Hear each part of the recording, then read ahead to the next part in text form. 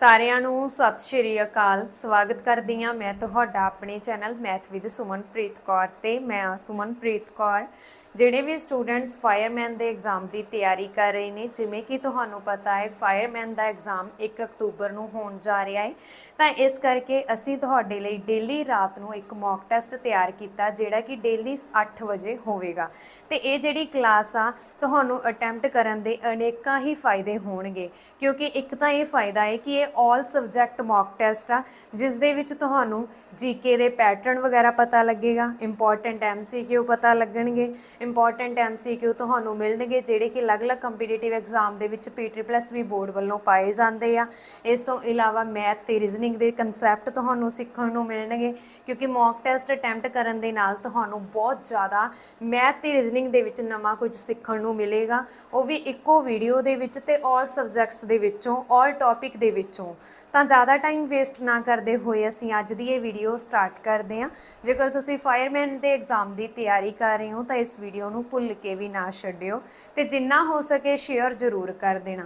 ਤਾਂ ਸ਼ੁਰੂ ਕਰਦੇ ਹਾਂ ਜੀ ਅਸੀਂ ਕੁਐਸਚਨ ਨੰਬਰ 1। ਹਾਂਜੀ, ਪੰਜਾਬ ਦੀ ਸਰਹੱਦ ਉੱਤਰ ਵਿੱਚ ਇਹਨਾਂ ਵਿੱਚੋਂ ਕਿਹੜੇ ਕੇਂਦਰ ਸ਼ਾਸਿਤ ਪ੍ਰਦੇਸ਼ ਨਾਲ ਲੱਗਦੀ ਹੈ? ਦੇਖੋ, ਪੰਜਾਬ ਦੀ ਜਿਹੜੀ ਸਰਹੱਦ ਆ ਜਾਂ ਪੰਜਾਬ ਦੀ ਹੱਦ ਆ ਉਹ ਤੁਹਾਨੂੰ ਪਤਾ ਹੈ 2 ਕੇਂਦਰ ਸ਼ਾਸਿਤ ਪ੍ਰਦੇਸ਼ ਨੂੰ ਲੱਗਦੀ ਹੈ। ਕਿਹੜੇ ਨੂੰ? ਇੱਕ ਚੰਡੀਗੜ੍ਹ, ਦੂਜਾ ਜੰਮੂ ਕਸ਼ਮੀਰ ਅਤੇ ਲਦਾਖ। ਤਾਂ ਹੁਣ ਦੇਖੋ ਆਪਸ਼ਨ ਕਿਹੜੀ ਆ।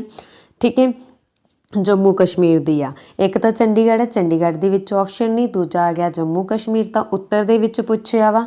ਜੇ ਇੱਥੇ ਚੰਡੀਗੜ੍ਹ ਲਿਖਿਆ ਹੁੰਦਾ ਫਿਰ ਤਾਂ ਤੁਹਾਨੂੰ ਸੋਚਣ ਦੀ ਲੋੜ ਸੀ ਕਿ ਉੱਤਰ ਦੇ ਵਿੱਚ ਕਿਹੜਾ ਵਾ। ਜਿਵੇਂ ਚੰਡੀਗੜ੍ਹ ਪੰਜਾਬ ਦੇ ਪੂਰਬ ਵੱਲ ਆ, ਠੀਕ ਹੈ, ਪੂਰਬ 'ਚ ਲੱਗਦੀ ਆ। ਉੱਤਰ 'ਚ ਕਿਹਦੀ ਲੱਗਦੀ ਆ? ਉੱਤਰ 'ਚ ਲੱਗਦੀ ਆ ਜੰਮੂ ਅਤੇ ਕਸ਼ਮੀਰ ਦੀ। ਠੀਕ ਹੈ, ਆਪਸ਼ਨ ਬੀ ਇੱਥੇ ਰਾਈਟ ਆਨਸਰ ਹੈ, ਜੰਮੂ ਅਤੇ ਕਸ਼ਮੀਰ। ਪੰਜਾਬ ਦੀ ਹੱਦ 2 ਕੇਂਦਰ ਸ਼ਾਸਿਤ ਪ੍ਰਦੇਸ਼ਾਂ ਨੂੰ ਲੱਗਦੀ ਆ, ਜੰਮੂ ਕਸ਼ਮੀਰ ਅਤੇ ਚੰਡੀਗੜ੍ਹ। 3 ਰਾਜਾਂ ਨੂੰ ਲੱਗਦੀ ਆ, ਹਰਿਆਣਾ, ਰਾਜਸਥਾਨ ਤੇ ਹਿਮਾਚਲ ਪ੍ਰਦੇਸ਼। ਇੱਕ ਦੇਸ਼ ਨੂੰ ਲੱਗਦੀ ਆ, ਪਾਕਿਸਤਾਨ ਨੂੰ। ਇਸ ਗੱਲ ਦਾ ਤੁਸੀਂ ਧਿਆਨ ਰੱਖਣਾ, ਤੁਹਾਨੂੰ MCQ ਕਿਸੇ ਵੀ ਤਰ੍ਹਾਂ ਘੁਮਾ ਫਿਰਾ ਕੇ ਆ ਸਕਦਾ। ਜਿਵੇਂ ਉੱਪਰ ਜੋ ਮੈਂ ਤੁਹਾਨੂੰ MCQ ਕਰਵਾਇਆ ਹੱਦ ਨਾਲ ਰਿਲੇਟਿਡ, ਇਹ ਪਹਿਲਾਂ 2021 ਦੇ ਵਿੱਚ ਪੰਜਾਬ ਪੁਲਿਸ ਕਾਂਸਟੇਬਲ ਦੇ ਵਿੱਚ ਪੇਪਰ ਸ਼ਿਫਟ A 'ਚ ਆਇਆ ਸੀ। ਠੀਕ ਹੈ, ਫਿਰ ਸ਼ਿਫਟ 2 ਦੇ ਵਿੱਚ ਉਹਨਾਂ ਨੇ ਪਾਇਆ ਸੀਗਾ ਕਿ ਪੰਜਾਬ ਦੀ ਹੱਦ ਇਹਨਾਂ ਵਿੱਚੋਂ ਕਿਹੜੇ ਦੇਸ਼ ਨਾਲ ਲੱਗਦੀ ਆ, ਤਾਂ ਉਸਦਾ ਆਨਸਰ ਸੀ ਪਾਕਿਸਤਾਨ ਨਾਲ। ਸ਼ਿਫਟ 3 ਦੇ ਵਿੱਚ ਉਹਨਾਂ ਨੇ ਰਾਜਾਂ ਵਾਲਾ ਪਾਇਆ ਹੋਇਆ ਸੀ। ਠੀਕ ਹੈ, ਜਾਣੀ ਕਿ ਜਿਹੜਾ 22 ਜਿਵੇਂ ਤੁਹਾਨੂੰ ਪਤਾ ਜੂਨ 'ਚ ਹੋਏ ਸੀ ਨਾ, ਜਿਹੜਾ ਨੈਕਸਟ ਡੇ ਹੋਇਆ ਵਾ ਉਸ ਦਿਨ 26 ਜੂਨ ਨੂੰ ਹੋਇਆ ਸੀ ਆਈ ਥਿੰਕ, ਬਾਕੀ ਕਨਫਰਮ ਨਹੀਂ ਗਾ, ਬਟ ਮਤਲਬ ਕਿ ਕਦੋਂ ਹੋਇਆ ਸੀ ਤੁਹਾਡਾ ਪੇਪਰ, ਇਹ ਡੇਟ ਤੁਹਾਨੂੰ ਪਤਾ ਐਗਜ਼ੈਕਟ ਨਹੀਂ ਯਾਦ ਰਹਿੰਦੀ। ਹੁਣ 2 ਸਾਲ ਪਹਿਲਾਂ ਦੀ ਗੱਲ ਆ, ਤਾਂ 2023 ਚੱਲਦਾ ਹੁਣ, ਤੇ ਪਹਿਲਾਂ 2021 'ਚ ਪੇਪਰ ਹੋਇਆ। ਤਾਂ ਮਤਲਬ ਮੇਰੇ ਕਹਿਣ ਦਾ ਇਹੀ ਮੀਨਿੰਗ ਆ ਕਿ ਬਹੁਤ ਇੰਪੋਰਟੈਂਟ ਆ ਤੁਹਾਡੇ ਲਈ, ਉੱਪਰ ਦੀ ਕਾਂਸਟੇਬਲ ਦੇ ਐਗਜ਼ਾਮ 'ਚ ਆ ਚੁੱਕਿਆ ਵਾ। ਅਗਲਾ ਪ੍ਰਸ਼ਨ ਆ, ਸਿੱਖਾਂ ਦੇ 10 ਗੁਰੂਆਂ ਵਿੱਚੋਂ ਕਿਸ ਚੌਥੇ ਗੁਰੂ ਨੇ ਅੰਮ੍ਰਿਤਸਰ ਸ਼ਹਿਰ ਦੀ ਸਥਾਪਨਾ ਕੀਤੀ? ਹਾਂਜੀ, ਸਿੱਖ ਧਰਮ ਦੇ ਵਿੱਚ 10 ਗੁਰੂਆਂ ਦੇ ਵਿੱਚੋਂ ਕਿੰਨਾਂ ਨੇ ਅੰਮ੍ਰਿਤਸਰ ਸ਼ਹਿਰ ਦੀ ਸਥਾਪਨਾ ਕੀਤੀ? ਹਰੇਕ ਗੁਰੂ ਸਾਹਿਬਾਨ ਨੇ ਕੋਈ ਨਾ ਕੋਈ ਸ਼ਹਿਰ ਵਸਾਇਆ ਵਾ। ਤੇ ਇੱਕ MCQ ਜ਼ਰੂਰ ਆਉਂਦਾ ਵਾ, ਕਿਸੇ ਵੀ ਗੁਰੂ ਨਾਲ ਰਿਲੇਟਿਡ ਆ ਸਕਦਾ। ਜਿਵੇਂ ਗੁਰੂ ਨਾਨਕ ਦੇਵ ਜੀ ਨੇ ਕਰਤਾਰਪੁਰ ਦੀ ਸਥਾਪਨਾ ਕੀਤੀ ਸੀ, ਜਿਹੜਾ ਕਿ ਪਾਕਿਸਤਾਨ ਦੇ ਵਿੱਚ ਆ। ਠੀਕ ਹੈ, ਤੇ ਇਸੇ ਤਰ੍ਹਾਂ ਸ਼੍ਰੀ ਗੁਰੂ ਅੰਗਦ ਦੇਵ ਜੀ ਨੇ ਖਡੂਰ ਸਾਹਿਬ ਦੀ ਸਥਾਪਨਾ ਕੀਤੀ। ਸ਼੍ਰੀ ਗੁਰੂ ਅਮਰਦਾਸ ਜੀ ਨੇ ਗੋਇੰਦਵਾਲ ਸਾਹਿਬ ਦੀ ਸਥਾਪਨਾ ਕੀਤੀ ਤੇ ਸ਼੍ਰੀ ਗੁਰੂ ਰਾਮਦਾਸ ਜੀ ਨੇ ਅੰਮ੍ਰਿਤਸਰ ਦੀ ਸਥਾਪਨਾ ਕੀਤੀ। Option number D is the right answer. ਤੇ ਅੰਮ੍ਰਿਤਸਰ ਦਾ ਪੁਰਾਣਾ ਨਾਮ ਸੀ ਰਾਮਦਾਸਪੁਰਾ, ਇਹ ਵੀ ਤੁਹਾਨੂੰ ਪਤਾ ਹੋਣਾ ਚਾਹੀਦਾ। ਠੀਕ ਹੈ ਜੀ, ਤੇ ਇਸੇ ਤਰ੍ਹਾਂ ਆਪਣੇ ਜੋ 5ਵੇਂ ਗੁਰੂ ਆ ਸ਼੍ਰੀ ਗੁਰੂ ਅਰਜਨ ਦੇਵ ਜੀ, ਇਹਨਾਂ ਨੇ ਇੱਕ ਹਰਗੋਬਿੰਦਪੁਰ ਨਾਮ ਦਾ ਸ਼ਹਿਰ ਵਸਾਇਆ ਸੀ। ਇੱਕ ਕਰਤਾਰਪੁਰ ਦਾ ਸ਼ਹਿਰ ਵਸਾਇਆ ਸੀ, ਜਿਹੜਾ ਕਿ ਜਲੰਧਰ ਵਾਲੀ ਸਾਈਡ ਕਰਤਾਰਪੁਰ ਹੈ। ਠੀਕ ਹੈ, ਇਹ ਵੀ ਤੁਸੀਂ ਧਿਆਨ 'ਚ ਰੱਖਣਾ। ਤੇ ਇਸ ਤੋਂ ਇਲਾਵਾ ਇਹਨਾਂ ਨੇ ਤਰਨਤਾਰਨ ਸ਼ਹਿਰ ਦੀ ਸਥਾਪਨਾ ਕੀਤੀ ਸੀ। ਇਹਨਾਂ ਨੇ 3 ਸ਼ਹਿਰ ਵਸਾਏ ਸੀ। ਇਹਨਾਂ ਗੱਲਾਂ ਨੂੰ ਨੋਟ ਕਰਦੇ ਜਾਇਆ ਕਰੋ ਨਾਲ ਦੀ ਨਾਲ, ਕਿਉਂਕਿ ਬਹੁਤ ਇੰਪੋਰਟੈਂਟ ਆ ਇਹ। ਅਗਲਾ ਪ੍ਰਸ਼ਨ, ਸ਼੍ਰੀ ਹਰਿਮੰਦਰ ਸਾਹਿਬ ਗੁਰਦੁਆਰਾ ਕਿੱਥੇ ਸਥਿਤ ਹੈ? ਹਾਂਜੀ, ਸ਼੍ਰੀ ਹਰਿਮੰਦਰ ਸਾਹਿਬ ਗੁਰਦੁਆਰਾ ਤੁਹਾਨੂੰ ਸਭ ਨੂੰ ਹੀ ਪਤਾ ਹੋਣਾ ਕਿ ਸ਼੍ਰੀ ਹਰਿਮੰਦਰ ਸਾਹਿਬ ਗੁਰਦੁਆਰਾ ਗੋਲਡਨ ਟੈਂਪਲ ਕਿੱਥੇ ਸਥਿਤ ਹੈ? ਪੰਜਾਬ ਦਾ ਗੋਲਡਨ ਸਿਟੀ ਕਿਸ ਨੂੰ ਕਿਹਾ ਜਾਂਦਾ? ਪੰਜਾਬ ਦੀ ਗੋਲਡਨ ਸਿਟੀ ਅੰਮ੍ਰਿਤਸਰ ਨੂੰ ਕਿਹਾ ਜਾਂਦਾ, ਸ਼੍ਰੀ ਹਰਿਮੰਦਰ ਸਾਹਿਬ ਕਰਕੇ। ਠੀਕ ਹੈ, ਤਾਂ ਆਪਸ਼ਨ ਨੰਬਰ A ਇੱਥੇ ਰਾਈਟ ਆਨਸਰ ਹੈ ਕਿ ਹਰਿਮੰਦਰ ਸਾਹਿਬ ਗੁਰਦੁਆਰਾ ਕਿੱਥੇ ਸਥਿਤ ਹੈ? ਅੰਮ੍ਰਿਤਸਰ ਦੇ ਵਿੱਚ ਆ। ਹਾਂਜੀ, ਹੁਣ ਜੇ ਇਹੀ MCQ ਤੁਹਾਨੂੰ ਐਗਜ਼ਾਮੀਨਰ ਨੇ ਘੁਮਾ ਫਿਰਾ ਕੇ ਪਾਉਣਾ ਹੋਵੇ ਤਾਂ ਉਹ ਇਹ ਪਾ ਸਕਦਾ ਕਿ ਹਰਿਮੰਦਰ ਸਾਹਿਬ ਦਾ ਨਿਰਮਾਣ ਕਦੋਂ ਸ਼ੁਰੂ ਹੋਇਆ ਸੀ। ਹਰਿਮੰਦਰ ਸਾਹਿਬ ਦਾ ਨਿਰਮਾਣ ਸ਼ੁਰੂ ਹੋਇਆ ਸੀ 1599 ਦੇ ਵਿੱਚ, ਠੀਕ ਹੈ। ਤੇ ਇਸ ਦੀ ਨੀਂਹ ਪੱਥਰ ਕਿਸ ਨੇ ਰੱਖਿਆ ਸੀ? ਤੇ ਇਸ ਦਾ ਨੀਂਹ ਪੱਥਰ ਰੱਖਿਆ ਸੀ ਜੀ ਸੂਫੀ ਸੰਤ ਮੀਆਂ ਮੀਰ ਜੀ ਨੇ, ਠੀਕ ਹੈ। ਗੁਰੂ ਅਰਜਨ ਦੇਵ ਜੀ ਨੇ ਸੂਫੀ ਸੰਤ ਮੀਆਂ ਮੀਰ ਜੀ ਨੂੰ ਸੱਦਾ ਭੇਜਿਆ ਸੀ ਹਰਿਮੰਦਰ ਸਾਹਿਬ ਦਾ ਨੀਂਹ ਪੱਥਰ ਰੱਖਣ ਦੇ ਲਈ। ਇਹ ਵੀ ਤੁਸੀਂ ਯਾਦ ਰੱਖਣਾ। ਪੰਜਾਬ ਦੇ ਕਿਹੜੇ ਸ਼ਹਿਰ ਨੂੰ ਪਵਿੱਤਰ ਸ਼ਹਿਰ ਦੇ ਨਾਮ ਨਾਲ ਜਾਣਿਆ ਜਾਂਦਾ? ਅੰਮ੍ਰਿਤਸਰ ਨੂੰ, ਠੀਕ ਹੈ। ਇਹ ਵੀ ਤੁਸੀਂ ਯਾਦ ਰੱਖਣਾ। ਦੇਖੋ ਕਾਫੀ ਤਰ੍ਹਾਂ ਦੇ MCQ ਆ ਸਕਦੇ ਆ ਘੁਮਾ ਫਿਰਾ ਕੇ, ਇੱਕ ਸ਼ਹਿਰ ਦੇ ਨਾਲ ਨੌਲੇਜ ਰੱਖਿਆ ਕਰੋ। ਜਿਵੇਂ ਹੁਣ ਮੰਨ ਕੇ ਚੱਲੋ ਪਟਿਆਲਾ ਦੇ ਨਾਲ ਰਿਲੇਟਿਡ MCQ ਐਗਜ਼ਾਮ 'ਚ ਆ ਗਿਆ, ਠੀਕ ਹੈ, ਤਾਂ ਅਗਲੀ ਵਾਰ ਕੀ ਹੋਣਾ ਕਿ ਪਟਿਆਲਾ ਦੇ ਨਾਲ ਰਿਲੇਟਿਡ ਹੋਰ ਤਰ੍ਹਾਂ ਘੁਮਾ ਫਿਰਾ ਕੇ ਆਜੂ। ਫਿਰ ਤੁਸੀਂ ਕੀ ਕਰਨਾ ਕਿ ਤੁਹਾਨੂੰ ਜਿਹੜੇ ਤਾਂ MCQ ਦਾ ਪਤਾ ਹੈ ਕਿ ਇਸ ਵਾਰੀ ਆਉਂਦਾ ਹੀ ਆਉਂਦਾ ਵਾ ਜਾਂ ਐਗਜ਼ਾਮ ਦੇ ਵਿੱਚ ਇੰਪੋਰਟੈਂਟ ਆ ਇਹ ਸ਼ਹਿਰ, ਤਾਂ ਉਹਦੇ ਨਾਲ ਰਿਲੇਟਿਡ ਜਿੰਨੇ ਐਕਸਟਰਾ ਫੈਕਟ ਬਣਦੇ ਆ ਨਾ ਉਹਨਾਂ ਨੂੰ ਜ਼ਰੂਰ ਨੋਟ ਕਰਿਆ ਕਰੋ, ਸਰਚ ਕਰਿਆ ਕਰੋ, ਐਨਾਲਿਸਿਸ ਕਰਿਆ ਕਰੋ ਉਹਦੇ ਉੱਤੇ, ਠੀਕ ਹੈ। ਅਗਲਾ ਪ੍ਰਸ਼ਨ ਆ, ਭੰਗੜਾ ਨਾਚ ਕਰਨ ਸਮੇਂ ਆਦਮੀਆਂ ਦੇ ਕਿਹੜੇ ਕੱਪੜੇ ਹੁੰਦੇ ਹਨ? ਹਾਂਜੀ, ਆਦਮੀਆਂ ਦੇ ਲਿਖਿਆ ਇੱਥੇ, ਆਦਮੀਆਂ ਦੇ ਕਿਹੜੇ ਕੱਪੜੇ ਹੁੰਦੇ ਆ ਜਦੋਂ ਭੰਗੜਾ ਨਾਚ ਕਰਦੇ ਆ? ਤਾਂ ਇਸ ਦੇ ਵਿੱਚ ਰਾਈਟ ਆਨਸਰ ਹੈ ਜੀ ਲੂੰਗੀ ਅਤੇ ਯੋਗੀ। Option C is the right answer. ਅਗਲਾ ਪ੍ਰਸ਼ਨ ਆ, ਕਿਹੜਾ ਉਤਸਵ ਸਿੱਖ ਧਰਮ ਵਿੱਚ ਖਾਲਸੇ ਦੇ ਜਨਮ ਦੀ ਨਿਸ਼ਾਨਦੇਹੀ ਕਰਨ ਲਈ ਵੀ ਮਨਾਇਆ ਜਾਂਦਾ ਹੈ?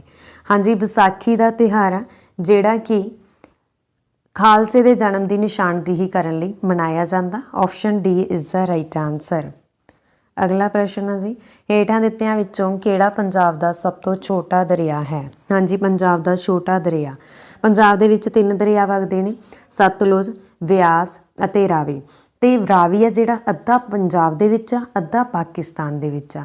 ਤੇ ਆਪਸ਼ਨ ਨੰਬਰ ਸੀ ਹੀ ਇੱਥੇ ਰਾਈਟ ਆਨਸਰ ਹੈ ਕਿ ਪੰਜਾਬ ਦੇ ਵਿੱਚ ਜਿਹੜਾ ਸਭ ਤੋਂ ਛੋਟਾ ਦਰਿਆ ਵਗਦਾ ਵਾ ਉਹ ਰਾਵੀ ਹੈ, ਕਿਉਂਕਿ ਬਹੁਤ ਘੱਟ ਹਿੱਸਾ ਰਾਵੀ ਦਾ ਪੰਜਾਬ ਦੇ ਵਿੱਚ ਆ।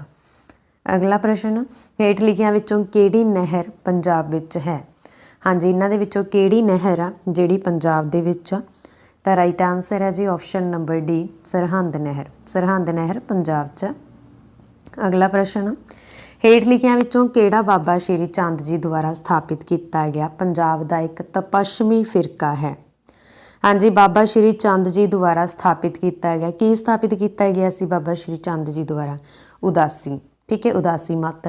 ਤਾਂ ਇਹ ਇੱਕ ਪੰਜਾਬ ਦਾ ਤਪੱਸਵੀ ਫਿਰਕਾ ਹੈ। Option D is the right answer. ਅਗਲਾ ਪ੍ਰਸ਼ਨ ਆ ਜੀ, ਭਾਰਤੀ ਸੰਘੀ ਪ੍ਰਣਾਲੀ ਹੇਠ ਦਿੱਤਿਆਂ ਵਿੱਚੋਂ ਕਿਹੜੇ ਦੇਸ਼ ਤੋਂ ਅੰਗੀਕਾਰ ਕੀਤੀ ਗਈ?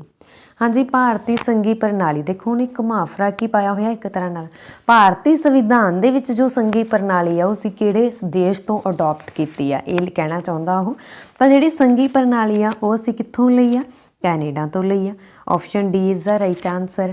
ਤੇ ਸੰਵਿਧਾਨ ਦੇ ਵਿੱਚ ਅਸੀਂ ਸੰਘੀ ਪ੍ਰਣਾਲੀ ਤੋਂ ਇਲਾਵਾ ਕੈਨੇਡਾ ਤੋਂ ਹੋਰ ਕੀ ਲਿਆ ਵਾ, ਇਹ ਵੀ ਤੁਹਾਨੂੰ ਪਤਾ ਹੋਣਾ ਚਾਹੀਦਾ ਨਾ ਕਿ ਕਿਹੜੇ ਦੇਸ਼ ਤੋਂ ਕੀ ਲਿਆ ਵਾ। ਪਹਿਲਾਂ ਤਾਂ ਤੁਹਾਨੂੰ ਇਹ ਵੀ ਪਤਾ ਹੋਣਾ ਚਾਹੀਦਾ ਕਿ ਜਿਹੜਾ ਸੰਵਿਧਾਨ ਲਿਆ ਵਾ ਲੈ ਕੇ ਕੌਣ ਆਇਆ? ਸੰਵਿਧਾਨਕ ਸਲਾਹਕਾਰ ਸੀ VN ਰਾਓ। ਇਹਨਾਂ ਨੇ ਵਿਦੇਸ਼ੀ ਸੰਵਿਧਾਨ ਦਾ ਅਧਿਐਨ ਕੀਤਾ, ਜੋ ਸੰਵਿਧਾਨ ਭਾਰਤ ਲਈ ਚੰਗਾ ਲੱਗਿਆ ਉਹ ਆਪਣੇ ਲਈ ਲੈ ਕੇ ਆਏ, ਠੀਕ ਹੈ। ਤੇ ਕੈਨੇਡਾ ਤੋਂ ਲਿਆ ਸੰਘੀ ਪ੍ਰਣਾਲੀ ਦਾ ਸੰਵਿਧਾਨ, ਕੇਂਦਰ ਸਰਕਾਰ ਦੇ ਅਧੀਨ ਸ਼ਕਤੀਆਂ ਅਸੀਂ ਕੈਨੇਡਾ ਤੋਂ ਲਈਆਂ। ਰੂਸ ਤੋਂ ਅਸੀਂ ਲਏ ਆ ਮੌਲਿਕ ਕਰਤੱਵ। ਮੌਲਿਕ ਕਰਤੱਵਾਂ ਨੂੰ ਜੋੜਿਆ ਗਿਆ ਵਾ ਸੰਵਿਧਾਨ ਦੇ ਵਿੱਚ, ਪਹਿਲਾਂ ਨਹੀਂ ਲਾਗੂ ਕੀਤਾ ਗਿਆ ਸੀ। ਜਦੋਂ ਸੰਵਿਧਾਨ ਲਾਗੂ ਹੋਇਆ ਨਾ, ਪਹਿਲਾਂ ਨਹੀਂ ਇਹ ਐਡ ਸੀ, 1971 ਦੇ ਵਿੱਚ ਜੋੜੇ ਗਏ ਆ ਮੌਲਿਕ ਕਰਤੱਵ, ਠੀਕ ਹੈ। ਆਸਟ੍ਰੇਲੀਆ ਤੋਂ ਅਸੀਂ ਕੀ ਲਿਆ ਵਾ? ਆਸਟ੍ਰੇਲੀਆ ਤੋਂ ਅਸੀਂ ਲਏ ਆ ਜੀ ਪ੍ਰਸਤਾਵਨਾ ਦੀ ਭਾਸ਼ਾ ਤੇ ਸਮਕਾਲੀ ਸੂਚੀ। ਅਮਰੀਕਾ ਤੋਂ ਤਾਂ ਬਹੁਤ ਕੁਛ ਲਿਆ ਵਾ। ਪ੍ਰਸਤਾਵਨਾ ਲਈ ਆ, ਮੂਲ ਅਧਿਕਾਰ ਲਿਆ, ਸੁਪਰੀਮ ਕੋਰਟ ਲਿਆ, ਨਿਆਇਕ ਸਮੀਖਿਆ ਲਈ ਆ, ਰਾਸ਼ਟਰਪਤੀ ਦੀਆਂ ਸ਼ਕਤੀਆਂ ਤੇ ਕੰਮ ਲਿਆ, ਉਪ ਰਾਸ਼ਟਰਪਤੀ ਦਾ ਅਹੁਦਾ ਲਿਆ, ਸੰਸ਼ੋਧਨ ਪ੍ਰਣਾਲੀ ਲਈ ਆ। ਅਗਲਾ ਪ੍ਰਸ਼ਨ, ਹੇਠ ਲਿਖਿਆਂ ਵਿੱਚੋਂ ਸ਼ੁੱਧ ਸ਼ਬਦ ਚੁਣੋ। ਹਾਂਜੀ, ਸ਼ੁੱਧ ਸ਼ਬਦ ਚੁਣਨਾ ਹੈ ਇਹਨਾਂ ਦੇ ਵਿੱਚੋਂ। ਤਾਂ ਸਾਨੂੰ ਪਤਾ ਲੱਗ ਰਿਹਾ ਹੈ ਪੜ੍ਹ ਕੇ ਕਿ ਉਸਨੇ ਚਾਲੂ ਪਾਉਣ ਦੀ ਗੱਲ ਕੀਤੀ ਆ। ਚਾਲੂ, ਤਾਂ ਚਾਲੂ ਕਿਵੇਂ ਪੈਂਦਾ ਹੈ? ਇੱਥੇ ਇੱਕ ਔਂਕੜ ਹੈ, ਠੀਕ ਹੈ। ਚਾਲੂ ਕਿਵੇਂ ਪੈਂਦਾ ਹੈ? ਆਪਸ਼ਨ ਡੀ ਇੱਥੇ ਰਾਈਟ ਆਨਸਰ ਹੈ। ਤੁਸੀਂ ਬੀ ਲਗਾ ਲਓ ਚਾਹੇ ਸੀ ਲਗਾ ਲਓ। ਜਿਨ੍ਹਾਂ ਨੇ ਬੀ ਸੋਚਿਆ ਸੀ ਜਾਂ ਸੀ ਸੋਚਿਆ ਸੀ, ਸਪੈਲਿੰਗ ਮੇਰੇ ਸੇਮ ਸੀ, ਮੇਰੀ ਗਲਤੀ ਹੈ ਇਹ ਕਿ ਐਡ ਹੋਇਆ। ਤੁਸੀਂ ਬੀ ਵੀ ਟਿਕ ਕਰ ਲਓ ਜਾਂ ਸੀ ਲਗਾਇਆ, ਤੁਸੀਂ ਡੀ ਲਗਾਇਆ ਤਾਂ ਡੀ ਟਿਕ ਕਰ ਲਓ, ਠੀਕ ਹੈ। ਪਰ ਜੇ ਤੁਸੀਂ ਏ ਜਾਂ ਸੀ 'ਚੋਂ ਕੁਛ ਸੋਚਿਆ ਫਿਰ ਟਿਕ ਨਾ ਕਰਿਓ। ਅਗਲਾ ਪ੍ਰਸ਼ਨ, ਕੋਲਿਆਂ ਦੀ ਦਲਾਲੀ ਵਿੱਚ ਮੂੰਹ ਅਖਾਣ ਪੂਰੀ ਕਰੋ। ਹਾਂਜੀ, ਕੋਲਿਆਂ ਦੀ ਦਲਾਲੀ ਵਿੱਚ ਮੂੰਹ, ਇਹ ਅਖਾਣ ਪੂਰੀ ਕਰੋ। ਤਾਂ ਇਹ ਪੂਰੀ ਕਰਨ ਦੇ ਲਈ ਇਹਦਾ ਆਨਸਰ ਕੀ ਲਗਾਓਗੇ? ਕੋਲਿਆਂ ਦੀ ਦਲਾਲੀ ਵਿੱਚ ਮੂੰਹ ਕਾਲਾ। ਆਪਸ਼ਨ ਬੀ ਇੱਥੇ ਰਾਈਟ ਆਨਸਰ ਹੈ। ਅਗਲਾ ਪ੍ਰਸ਼ਨ, ਹਾਂਜੀ ਅੱਗੇ ਆ ਆਸਰਾ ਖੁੱਸ ਜਾਣਾ। ਆਸਰਾ ਖੁੱਸ ਜਾਣਾ ਦਾ ਕੀ ਬਣੂਗਾ? ਜਦੋਂ ਆਸਰਾ ਖੁੱਸ ਜਾਣਾ ਦਾ ਹੁੰਦਾ ਵਾ, ਵੈਸੇ ਨਾ ਇਹ MCQ ਇਸੇ ਤਰ੍ਹਾਂ ਐਗਜ਼ਾਮ ਦੇ ਵਿੱਚ ਆਇਆ ਹੋਇਆ ਵਾ, ਠੀਕ ਹੈ। ਤਾਂ ਇਹਦਾ ਮੀਨਿੰਗ ਕੀ ਹੁੰਦਾ ਵਾ? ਦੇਖੋ ਕਿਉਂਕਿ ਆਪਸ਼ਨਾਂ 'ਤੇ ਵੀ ਡਿਪੈਂਡ ਕਰਦਾ, ਬਾਕੀ ਜਿਸ ਤਰ੍ਹਾਂ ਦੀਆਂ ਆਪਸ਼ਨਾਂ ਸਾਨੂੰ ਐਗਜ਼ਾਮ ਦੇ ਵਿੱਚ ਦਿੱਤੀਆਂ ਹੋਈਆਂ ਵਾ, ਅਤੇ ਇਸ ਤੋਂ ਤਾਂ ਅਸੀਂ ਇਹਨਾਂ ਆਪਸ਼ਨ 'ਤੇ ਡਿਪੈਂਡ ਕਰਾਂਗੇ ਨਾ। ਅਤੇ ਵੈਸੇ ਤਾਂ ਇਹਦੇ ਮੀਨਿੰਗ ਹੋਰ ਵੀ ਕਈ ਤਰ੍ਹਾਂ ਦੇ ਹੋ ਸਕਦੇ ਆ, ਪਰ ਜੋ 4 ਆਪਸ਼ਨ ਦਿੱਤੀਆਂ ਅਸੀਂ ਤਾਂ ਉਹਨਾਂ 'ਚੋਂ ਹੀ ਆਨਸਰ ਲਾਉਣਾ ਹੁੰਦਾ। ਬਾਂਹ ਭੱਜ ਜਾਣੀ, ਭੱਜੀਆਂ ਬਾਹਾਂ ਦਾ ਗਲ ਨੂੰ ਆਉਣਾ, ਰਿਸ਼ਤਾ ਟੁੱਟਣਾ, ਠੀਕ ਹੈ, ਜਾਂ ਬਾਂਹ ਖੁੱਸਣੀ। ਤਾਂ ਇਹਦੇ ਵਿੱਚ ਜਿਹੜੀ ਬੋਰਡ ਦੇ ਵੱਲੋਂ ਆਨਸਰ ਕੀ ਆਈ ਆ, ਉਹਦੇ ਵਿੱਚ ਆਨਸਰ ਏ ਹੀ ਆਪਸ਼ਨ ਆ, ਬਾਂਹ ਭੱਜ ਜਾਣੀ, ਠੀਕ ਹੈ। ਬਾਂਹ ਭੱਜ ਜਾਣੀ ਮਤਲਬ ਕਿਸੇ ਦੀ ਬਾਂਹ ਟੁੱਟ ਜਾਣੀ। ਤਾਂ ਉਹਦਾ ਮਤਲਬ ਕੀ ਆ ਕਿ ਉਹਦਾ ਇੱਕ ਤਰ੍ਹਾਂ ਨਾਲ ਆਸਰਾ ਵਾ ਜਿਹੜਾ ਉਹ ਖੁੱਸ ਗਿਆ ਵਾ, ਮਤਲਬ ਕੰਮ ਨਹੀਂ ਹੋਣਾ, ਹੁਣ ਇੱਕ ਬਾਂਹ ਹੈ ਨਹੀਂ ਗੀ, ਠੀਕ ਹੈ। ਇਹ ਸੋਚ ਕੇ ਹੀ ਲਗਾਈ ਗਈ ਆ ਫਿਰ ਇਹ ਆਪਸ਼ਨ। ਜ਼ਿਆਦਾਤਰ ਸਟੂਡੈਂਟਸ ਰਿਸ਼ਤਾ ਟੁੱਟਣਾ ਸੋਚਦੇ ਹੋਣਗੇ ਇੱਥੇ, ਪਰ ਮੈਂ ਇਸੇ ਕਰਕੇ ਨਾਲ ਹੀ ਤੁਹਾਨੂੰ ਦੱਸਿਆ ਕਿ ਬੋਰਡ ਵੱਲੋਂ ਆਨਸਰ ਕੀ ਇਹੀ ਆਈ ਆ, ਇਹ ਵਾਲੀ। ਅਗਲਾ ਪ੍ਰਸ਼ਨ, ਥਾਂ ਥਾਂ ਜਿੱਥੇ ਘੋੜੇ ਵੱਜਦੇ ਹੋਣ। ਹਾਂਜੀ ਇੱਥੇ ਲਿਖਣਾ ਸੀ ਉਹ ਥਾਂ ਜਿੱਥੇ ਘੋੜੇ ਵੱਜਦੇ ਹੋਣ। ਸ਼ਬਦ ਚੁਣੋ ਉਹਦੇ ਲਈ ਇੱਕ ਸ਼ਬਦ, ਠੀਕ ਹੈ। ਬਹੁਤੇ ਸ਼ਬਦ ਆ ਨਾ ਇਹ, ਕਿ ਉਹ ਥਾਂ ਜਿੱਥੇ ਘੋੜੇ ਵੱਜਦੇ ਹੋਣ, ਉਹਨਾਂ ਦੇ ਲਈ ਤੁਸੀਂ ਇੱਕ ਸ਼ਬਦ ਚੁਣਨਾ ਵਾ। ਤਾਂ ਕਿਹੜਾ ਸ਼ਬਦ ਆਊਗਾ? ਹਾਂਜੀ ਉਹ ਥਾਂ ਜਿੱਥੇ ਸਿੱਕੇ ਘੜੇ ਜਾਂਦੇ ਆ ਉਹਨੂੰ ਤਾਂ ਅਸੀਂ ਟਕਸਾਲ ਬੋਲਦੇ ਹਾਂ, ਠੀਕ ਹੈ। ਜਿੱਥੇ ਘੋੜੇ ਵੱਜਦੇ ਹੋਣ ਉਹਨੂੰ ਅਸੀਂ ਤਬੇਲਾ ਬੋਲਦੇ ਹਾਂ। Option B is the right answer ਹੈ। ਅਗਲਾ ਪ੍ਰਸ਼ਨ, ਇਮੈਜਨਰੀ ਸ਼ਬਦ ਦਾ ਸਹੀ ਪੰਜਾਬੀ ਅਨੁਵਾਦ ਕਰੋ। ਹਾਂਜੀ ਇਮੈਜਨਰੀ ਸ਼ਬਦ ਆ, ਇਹਦਾ ਤੁਸੀਂ ਪੰਜਾਬੀ ਦੇ ਵਿੱਚ ਅਨੁਵਾਦ ਕਰਨਾ, ਤੇ ਕੀ ਬਣੂਗਾ ਇਹਦਾ? ਕਲਪਨਾ ਬਣੂਗਾ। ਇਮੈਜਨਰੀ ਦਾ ਮੀਨਿੰਗ ਇਹੀ ਹੁੰਦਾ ਨਾ, ਕਲਪਨਾ, ਤਾਂ ਕਲਪਿਤ। Option C is the right answer ਹੈ।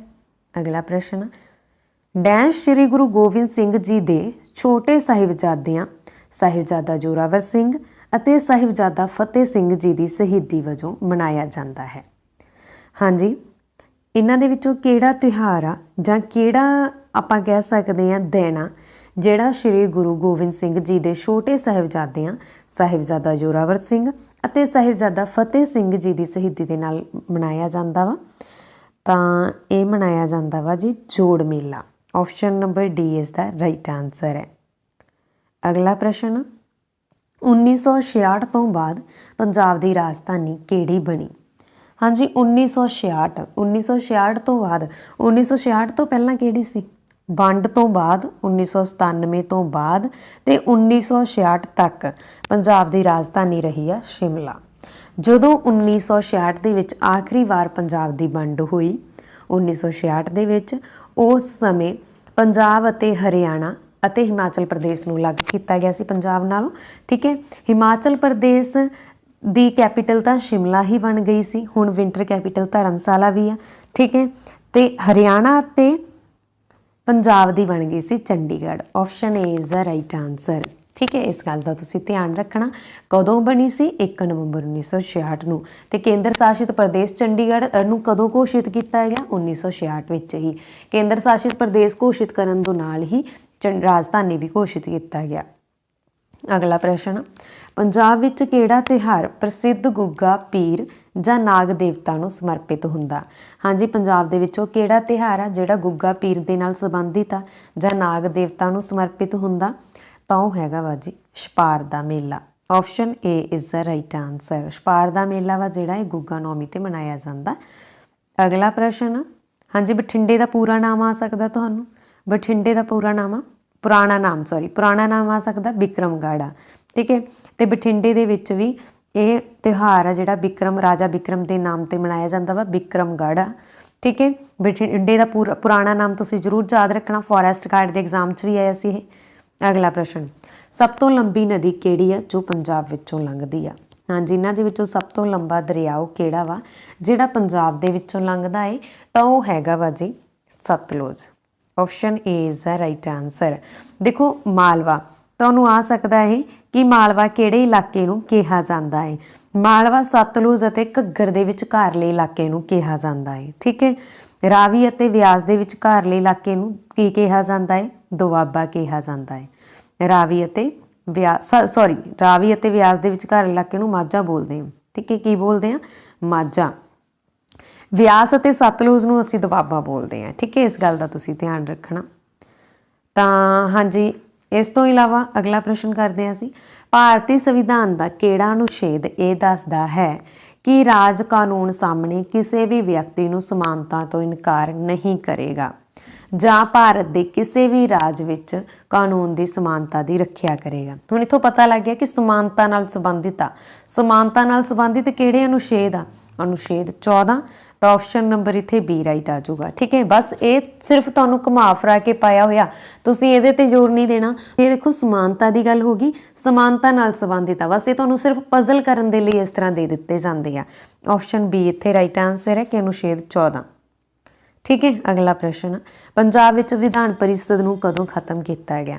ਹਾਂਜੀ, ਪੰਜਾਬ ਦੇ ਵਿੱਚ ਵਿਧਾਨ ਦੇ 2 ਸਦਨ ਆ। ਠੀਕ ਹੈ, ਕਿਹੜੇ ਕਿਹੜੇ ਸੀਗੇ? ਪਹਿਲਾਂ ਸੀ, ਹੁਣ ਨਹੀਂ ਗੇ। ਪੰਜਾਬ ਸਦਨ ਆ, ਵਿਧਾਨ ਸਭਾ ਦੇ 2 ਸਦਨ ਹੁੰਦੇ ਆ, ਇੱਕ ਵਿਧਾਨ ਸਭਾ ਤੇ ਦੂਜਾ ਵਿਧਾਨ ਪਰਿਸ਼ਦ। ਪੰਜਾਬ ਦੇ ਵਿੱਚ ਇਕੱਲਾ ਹੁਣ ਵਿਧਾਨ ਸਭਾ ਹੀ ਆ। ਵਿਧਾਨ ਪਰਿਸ਼ਦ ਨੂੰ ਖਤਮ ਕਰ ਦਿੱਤਾ ਗਿਆ ਸੀ। ਕਦੋਂ ਖਤਮ ਕੀਤਾ ਗਿਆ ਸੀ? ਇਹ ਕੀਤਾ ਗਿਆ ਸੀ ਜੀ 1 ਜਨਵਰੀ 1970 ਨੂੰ। ਆਪਸ਼ਨ ਬੀ ਇੱਥੇ ਰਾਈਟ ਆਨਸਰ ਹੈ। ਠੀਕ ਹੈ, ਪੰਜਾਬ ਦੇ ਵਿੱਚ ਵਿਧਾਨ ਪਰਿਸ਼ਦ ਨੂੰ ਕਦੋਂ ਖਤਮ ਕੀਤਾ ਗਿਆ? 1 ਜਨਵਰੀ 1970 ਨੂੰ ਖਤਮ ਕਰ ਦਿੱਤਾ ਗਿਆ। ਵੈਰੀ ਵੈਰੀ ਇੰਪੋਰਟੈਂਟ, ਇਹ ਤੁਸੀਂ ਯਾਦ ਰੱਖਣਾ ਵਾ। ਠੀਕ ਹੈ, ਦੇਖੋ ਵਿਧਾਨ ਪਰਿਸ਼ਦ ਨੂੰ ਖਤਮ ਕੀਤਾ ਗਿਆ। ਠੀਕ ਹੈ, ਇਸ ਤੋਂ ਇਲਾਵਾ ਪੰਜਾਬ ਦੇ ਵਿੱਚ ਇਕੱਲਾ ਜਿਹੜਾ ਵਿਧਾਨ ਸਭਾ ਵਾ, ਹੁਣ ਤੁਸੀਂ ਇਹ ਵੀ ਯਾਦ ਰੱਖਣਾ, ਤੁਹਾਨੂੰ ਇਹ ਪੁੱਛਿਆ ਜਾ ਸਕਦਾ ਕਿ ਪੰਜਾਬ ਵਿਧਾਨ ਸਭਾ ਦੇ ਕਿੰਨੇ ਸਦਨ ਹਨ? ਤਾਂ ਪੰਜਾਬ ਦੇ ਵਿੱਚ ਸਿਰਫ ਇੱਕੋ ਹੀ ਸਦਨ ਆ। ਵਿਧਾਨ ਸਭਾ ਦੇ 2 ਸਦਨ ਹੁੰਦੇ ਆ, ਵਿਧਾਨ ਪਰਿਸ਼ਦ ਅਤੇ ਵਿਧਾਨ ਸਭਾ। ਵਿਧਾਨ ਪਰਿਸ਼ਦ ਨੂੰ ਖਤਮ ਕਰ ਦਿੱਤਾ ਗਿਆ, ਹੁਣ ਪੰਜਾਬ ਦੇ ਵਿੱਚ 1 ਸਦਨ ਹੀ ਆ। ਠੀਕ ਹੈ, ਇਸ ਗੱਲ ਦਾ ਤੁਸੀਂ ਧਿਆਨ ਰੱਖਣਾ। ਅਗਲਾ ਪ੍ਰਸ਼ਨ, ਪੰਜਾਬ ਦੇ ਨਵੇਂ ਚਿਹਰੇ ਤੇ ਯੁਵਾ ਮਾਮਲਿਆਂ ਦੇ ਮੰਤਰੀ ਕੌਣ ਬਣੇ? ਸੌਰੀ, ਇੱਥੇ ਗਲਤ ਬਾਈ ਮਿਸਟੇਕ ਇਹ ਟਾਈਪ ਹੋਇਆ। ਪੰਜਾਬ ਦੇ ਨਵੇਂ ਖੇਡ ਅਤੇ ਯੁਵਾ ਮਾਮਲਿਆਂ ਦੇ ਮੰਤਰੀ ਕੌਣ ਬਣੇ? ਹਾਂਜੀ, ਪੰਜਾਬ ਦੇ ਨਵੇਂ ਖੇਡ ਅਤੇ ਯੁਵਾ ਮਾਮਲਿਆਂ ਦੇ ਮੰਤਰੀ ਬਣੇ ਆ, ਰੀਸੈਂਟਲੀ ਬਣੇ ਆ ਇਹ। ਠੀਕ ਹੈ, ਪਹਿਲਾਂ ਕੌਣ ਸੀ? ਗੁਰਮੀਤ ਸਿੰਘ ਮੀਤ ਹੇਅਰ। ਕਰੰਟ ਅਫੇਅਰ ਦਾ MCQ ਪਾਇਆ ਇਹ ਮੈਂ। ਪਹਿਲਾਂ ਕੌਣ ਸੀਗਾ? ਗੁਰਮੀਤ ਸਿੰਘ ਮੀਤ ਹੇਅਰ। ਹੁਣ ਕੌਣ ਆ? ਪੰਜਾਬ ਦੇ ਨਵੇਂ ਖੇਡ ਅਤੇ ਹਾਂਜੀ, ਪੰਜਾਬ ਦੇ ਨਵੇਂ ਖੇਡ ਮੰਤਰੀ ਅਤੇ ਯੁਵਾ ਮਾਮਲਿਆਂ ਦੇ ਮੰਤਰੀ ਕੌਣ ਬਣੇ ਆ? ਜਲਦੀ ਨਾਲ ਕਮੈਂਟ ਬਾਕਸ ਦੇ ਵਿੱਚ ਲਿਖੋ। ਕਰੰਟ ਅਫੇਅਰ ਦੇ ਵਿੱਚ ਵੀ ਮੈਂ ਤੁਹਾਨੂੰ ਕਰਵਾਇਆ ਸੀਗਾ। ਤਾਂ ਇਹ ਬਣੇ ਆ ਜੀ ਚੇਤਨ ਸਿੰਘ ਜੋੜੇ ਮਾਜਰਾ। ਠੀਕ ਹੈ, ਚੇਤਨ ਸਿੰਘ ਜੋੜੇ ਮਾਜਰਾ ਵਾ ਜਿਹੜੇ, ਇਹ ਹੁਣ ਪੰਜਾਬ ਦੇ ਖੇਡ ਮੰਤਰੀ ਆ, ਯੁਵਾ ਮਾਮਲਿਆਂ ਦੇ ਮੰਤਰੀ ਆ, ਸੁਧਾਰ ਰੋਜ਼ਗਾਰ ਜਨਰੇਸ਼ਨ ਮੰਤਰੀ ਆ, ਜਲ ਸਰੋਤ ਅਤੇ ਖਾਨਾਂ ਦੇ ਮੰਤਰੀ ਆ, ਵਿਗਿਆਨ ਅਤੇ ਤਕਨਾਲੋਜੀ ਮੰਤਰੀ ਆ, ਵਾਤਾਵਰਣ ਮੰਤਰੀ ਹੈ, ਸੂਚਨਾ ਅਤੇ ਲੋਕ ਪ੍ਰਸਾਰਣ ਮੰਤਰੀ ਹੈ, ਲੋਕ ਸੰਪਰਕ ਮੰਤਰੀ ਹੈ। ਠੀਕ ਹੈ, ਇਸ ਗੱਲ ਦਾ ਧਿਆਨ ਰੱਖਣਾ। ਤੇ ਗੁਰਮੀਤ ਸਿੰਘ ਮੀਤ ਹੇਅਰ ਕੋਲ ਹੁਣ ਕਿਹੜੇ ਮੰਤਰਾਲੇ ਆ? ਇਹਨਾਂ ਕੋਲੇ ਸ਼ਾਸਨ ਸੁਧਾਰ, ਮਾਈਨਿੰਗ, ਟਰਾਂਸਪੋਰਟ, ਪਸ਼ੂ ਪਾਲਣ, ਫੂਡ ਪ੍ਰੋਸੈਸਿੰਗ ਮੰਤਰਾਲੇ ਆ। ਹਰਜੋਤ ਸਿੰਘ ਬੈਂਸ ਜੋ ਕਿ ਸਾਡੇ ਸਿੱਖਿਆ ਮੰਤਰੀ ਆ। ਠੀਕ ਹੈ ਜੀ, ਤਾਂ ਹਰਜੋਤ ਸਿੰਘ ਬੈਂਸ ਹੁਣ ਕਿਹੜੇ ਮੰਤਰੀ ਆ? ਕਿਹੜੇ ਮੰਤਰਾਲੇ ਆ ਹਰਜੋਤ ਸਿੰਘ ਬੈਂਸ ਕੋਲ? ਜਲਦੀ ਨਾਲ ਦੱਸੋ। ਤਾਂ ਹਰਜੋਤ ਸਿੰਘ ਬੈਂਸ ਕੋਲੇ ਆ ਜੀ ਸਕੂਲੀ ਸਿੱਖਿਆ, ਹਾਇਰ ਐਜੂਕੇਸ਼ਨ, ਤਕਨੀਕੀ ਸਿੱਖਿਆ, ਇੰਡਸਟਰੀਅਲ ਟ੍ਰੇਨਿੰਗ ਮੰਤਰਾਲਾ। ਅਗਲਾ ਪ੍ਰਸ਼ਨ, ਆਸਕਰ ਅਵਾਰਡ 2013 ਵਿੱਚ ਕਿਹੜੀ ਭਾਰਤੀ ਫਿਲਮ ਦੇ ਗੀਤ ਨੂੰ ਚੁਣਿਆ ਗਿਆ? ਹਾਂਜੀ, ਆਸਕਰ ਅਵਾਰਡ 2013 ਦੇ ਵਿੱਚ 2013 ਨਹੀਂ ਗਾ, ਇੱਥੇ 23 ਆ। ਆਸਕਰ ਅਵਾਰਡ 2023 ਦੇ ਵਿੱਚ ਕਿਹੜੀ ਭਾਰਤੀ ਫਿਲਮ ਦੇ ਗੀਤ ਨੂੰ ਚੁਣਿਆ ਗਿਆ? ਹਾਂਜੀ, ਆਸਕਰ ਅਵਾਰਡ 2023 ਦੇ ਵਿੱਚ ਭਾਰਤੀ ਫਿਲਮ ਦਾ ਗੀਤ ਚੁਣਿਆ ਗਿਆ। ਕਿਹੜੀ ਭਾਰਤੀ ਫਿਲਮ? RRR। RRR ਭਾਰਤੀ ਫਿਲਮ ਆ, ਇਹਦਾ ਗੀਤ ਆ ਨਾਟੂ ਨਾਟੂ। ਨਾਟੂ ਨਾਟੂ ਗੀਤ ਨੂੰ ਆਸਕਰ ਅਵਾਰਡ 2023 ਲਈ ਚੁਣਿਆ ਗਿਆ। ਠੀਕ ਹੈ, ਭਾਰਤੀ ਫਿਲਮ ਆ, ਯਾਦ ਰੱਖਣਾ ਤੁਸੀਂ। RRR ਫਿਲਮ ਆ, SS ਰਾਜਾਮੌਲੀ ਦੀ ਇਹ ਫਿਲਮ ਆ। ਠੀਕ ਹੈ, ਤੇ ਇਸ ਦੇ ਲਈ ਕਿਹਨਾਂ ਨੂੰ ਚੁਣਿਆ ਗਿਆ ਵਾ? ਇਸ ਦੇ ਲਈ ਇਸ ਦਾ ਗਾਣਾ ਚੁਣਿਆ ਗਿਆ ਵਾ ਨਾਟੂ ਨਾਟੂ, ਆਸਕਰ ਅਵਾਰਡ 2023 ਦੇ ਲਈ ਚੁਣਿਆ ਗਿਆ ਵਾ। ਠੀਕ ਹੈ ਜੀ, ਵੈਰੀ ਇੰਪੋਰਟੈਂਟ, ਇਹ ਤੁਸੀਂ ਯਾਦ ਰੱਖਣਾ। ਅਗਲਾ ਪ੍ਰਸ਼ਨ, ਕਿਹੜੇ ਕੇਂਦਰ ਸ਼ਾਸਿਤ ਪ੍ਰਦੇਸ਼ ਨੇ ਵਾਹਨ ਪੈਨਿਕ ਬਟਨ ਲਾਜ਼ਮੀ ਕਰ ਦਿੱਤਾ? ਹਾਂਜੀ, ਉਹ ਕਿਹੜਾ ਕੇਂਦਰ ਸ਼ਾਸਿਤ ਪ੍ਰਦੇਸ਼ ਆ ਜਿਸ ਨੇ ਵਾਹਨ ਪੈਨਿਕ ਬਟਨ ਲਾਜ਼ਮੀ ਕੀਤਾ ਵਾ? ਤਾਂ ਇਹ ਪੈਨਿਕ ਬਟਨ ਜਿਹੜਾ ਲਾਜ਼ਮੀ ਕੀਤਾ ਜੀ ਚੰਡੀਗੜ੍ਹ ਨੇ। Option C is the right answer, panic button, very important. ਅਗਲਾ ਪ੍ਰਸ਼ਨ, ਪੰਜਾਬ ਬਜਟ 2023 ਕਿਸ ਨੇ ਪੇਸ਼ ਕੀਤਾ? ਹਾਂਜੀ, ਪੰਜਾਬ ਬਜਟ 2023 ਦਾ ਜਿਹੜਾ ਪੰਜਾਬ ਦਾ ਬਜਟ ਆ 2023-24 ਦਾ, ਇਹ ਕਿਹਨਾਂ ਨੇ ਪੇਸ਼ ਕੀਤਾ? ਪਹਿਲਾਂ ਤੁਹਾਨੂੰ ਇਹ ਪਤਾ ਹੋਣਾ ਚਾਹੀਦਾ ਕਿ ਪੰਜਾਬ ਦਾ ਜਿਹੜਾ ਬਜਟ ਆ ਜਾਂ ਭਾਰਤ ਦਾ ਬਜਟ ਆ ਜਾਂ ਕੋਈ ਵੀ ਬਜਟ ਆ ਉਹ ਵਿੱਤ ਮੰਤਰੀ ਪੇਸ਼ ਕਰਦਾ ਵਾ। ठीक है, किसी भी राज का बजट आ, भारत का किसी भी देश का बजट आ तो वित्त मंत्री वालों पेश किया जाता है। ठीक है, तो हुण तुहानूं पता होना चाहिए जे इत्थे भारत लिखिया आ जाए तो भारत के वित्त मंत्री कौन आ? निर्मला सीतारमण। जे पंजाब लिखिया आया तो पंजाब के वित्त मंत्री कौन आ? हरपाल सिंह चीमा। पंजाब 2023-24 का बजट पेश किया हरपाल सिंह चीमा ने। ठीक है, इस गल का तुसीं ध्यान रखना। तो फरवरी दे विच भारत का किया गया सी जिहड़ा कि निर्मला सीतारमण वालों किया गया। निर्मला सीतारमण महिला का नाम है एक। ठीक है, इस गल का भी ध्यान रखना। ठीक है, महिला वा जिहड़े साडे पंजाब भारत के एट प्रेजेंट वित्त मंत्री आ। ते हरपाल सिंह चीमा बारे भी तुहानूं पता होना चाहिए। हरपाल सिंह चीमा साडे वित्त मंत्री आ, योजनाबंदी मंत्री आ, प्रोग्राम लागू करन दे मंत्री आ, एक्साइज अते टैक्स मंत्री आ। अगला प्रश्न, हाल ही विच किहड़ा देश भारत की डिग्री नूं मानता देण वाला देश बनिया? हाँ जी, भारत डिग्री नूं मानता किहड़े देश ने दित्ती है रिसेंटली? आस्ट्रेलिया ने। Option C is the right answer. हुण आस्ट्रेलिया ने दित्ती आ। आस्ट्रेलिया की कैपीटल की आ? आस्ट्रेलिया की कैपीटल आ जी की आ, जल्दी नाल दसो? कैनवरा। इत्थों की करंसी आस्ट्रेलियन डॉलर। इत्थों के प्राइम मिनिस्टर है एंथनी अल्बनीज़।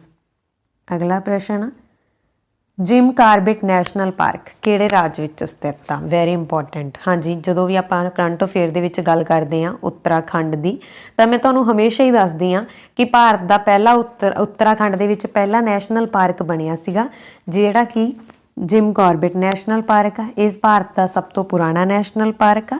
पुराना होने करके इसका पुराना नाम भी आ सकता। इसका पुराना नाम है हैली नैशनल पार्क।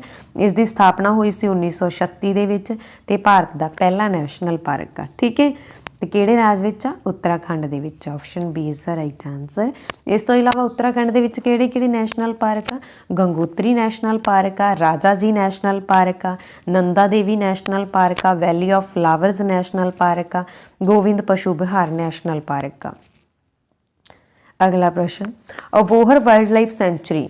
हाँ जी, अबोहर वाइल्ड लाइफ सेंचुरी जंगली जीव रख किहड़े राज विच स्थित आ? हाँ जी, अबोहर तो सुन के ही याद आ गया होना किहड़े राज विच आ? अबोहर किहड़े राज विच पैंदा? पंजाब दे विच। ठीक है, अबोहर पंजाब राज दा वा, तो वाइल्ड लाइफ सेंचुरी भी फिर पंजाब च ही हुई ना, इस तरह तुसीं सोच सकते हो। तो option number A is the right answer. हुण पंजाब दा राज जानवर किहड़ा वा? हिरन, काला हिरन। काले हिरन दे लई ही ये मशहूर आ अबोहर वाइल्ड लाइफ सेंचुरी। ठीक है, अबोहर वाइल्ड लाइफ सेंचुरी जंगली जीव रख किहड़े जानवर लई मशहूर आ? काले हिरन लई मशहूर आ। ये भी तुसीं याद रखना। किहदे विच आ? पंजाब दे विच आ। पंजाब दे विच कोई भी नैशनल पार्क नहीं गा, पर वाइल्ड लाइफ सेंचुरीज हैगियां वा 13+ होणगियां जां 13 वा। ठीक है, अगला 13 वा। अगला प्रश्न, पूरी दुनिया विच भारत का दुध उत्पादन विच किहड़ा स्थान है? हाँ जी, पूरे विश्व दे विच जे असीं देखीए भारत की गल करिए तो भारत दालां दे उत्पादन दे विच भी टॉप ते आ। ठीक है, अर्थ व्यवस्था के मामले 5वें नंबर ते आ, खेत्रफल के पक्षों 7वें नंबर ते आ, दुध उत्पादन दे विच पहले नंबर ते आ। ऑप्शन ए इत्थे राइट आंसर है। भारत दे नाल किन्ने देशां दी हद लगदी है? 7 दी। किहड़े किहड़े? अफगानिस्तान, पाकिस्तान, नेपाल, चीन, बर्मा, बांग्लादेश, भूटान। भारत के मध्य विचों किहड़ी रेखा लंघदी आ? कर्क रेखा। पूरी धरती की गल करिए, पूरी धरती के मध्य विचों लंघदी है जी भूमध्य रेखा। ठीक है, फिर 23 डिग्री उत्तरी अक्षांश इत्थे लंघदी है कर्क रेखा। तो इत्थे ही बनया होया भारत का जिन्ना नक्शा ग्लोब दे विच कदे ध्यान नाल देखियो, इस तरह भारत का नक्शा बनया होया वा। ठीक है, जे आपां गल करिए तो भारत का जिहड़ा नक्शा वा भूमध्य रेखा होगी। ठीक है, भूमध्य रेखा तो भारत का नक्शा तुसीं ग्लोब दे विच देखोगे कुछ इस टाइप का वा। इत्थे मेरे तो थोड़ा क्लीयर नहीं बनियागा। इत्थे लंघदी है कर्क रेखा, तो भारत के मध्य विचों लंघदी है कर्क रेखा, धरती के मध्य विचों लंघदी है भूमध्य रेखा, इत्थे हुंदी है मकर रेखा। ये हुंदा दक्षिणी अक्षांश 23.5 23.5 डिग्री जिन्हों बोलते हैं। अगला प्रश्न, भारत के मध्य विचों किहड़ी रेखा लंघदी है? हुण इसका आंसर तो तुसीं आप ही दे सकते हो। तो भारत के मध्य विचों किहड़ी रेखा लंघदी है? भूमध्य रेखा। भारत के मध्य विचों कर्क रेखा। रैड कलीफ लाइन किहड़े 2 देशों को डिवाइड करती है? भारत और पाकिस्तान को। ये भी तुसीं याद रखना। भारत और पाकिस्तान के विचों लंघदी है रैड कलीफ रेखा।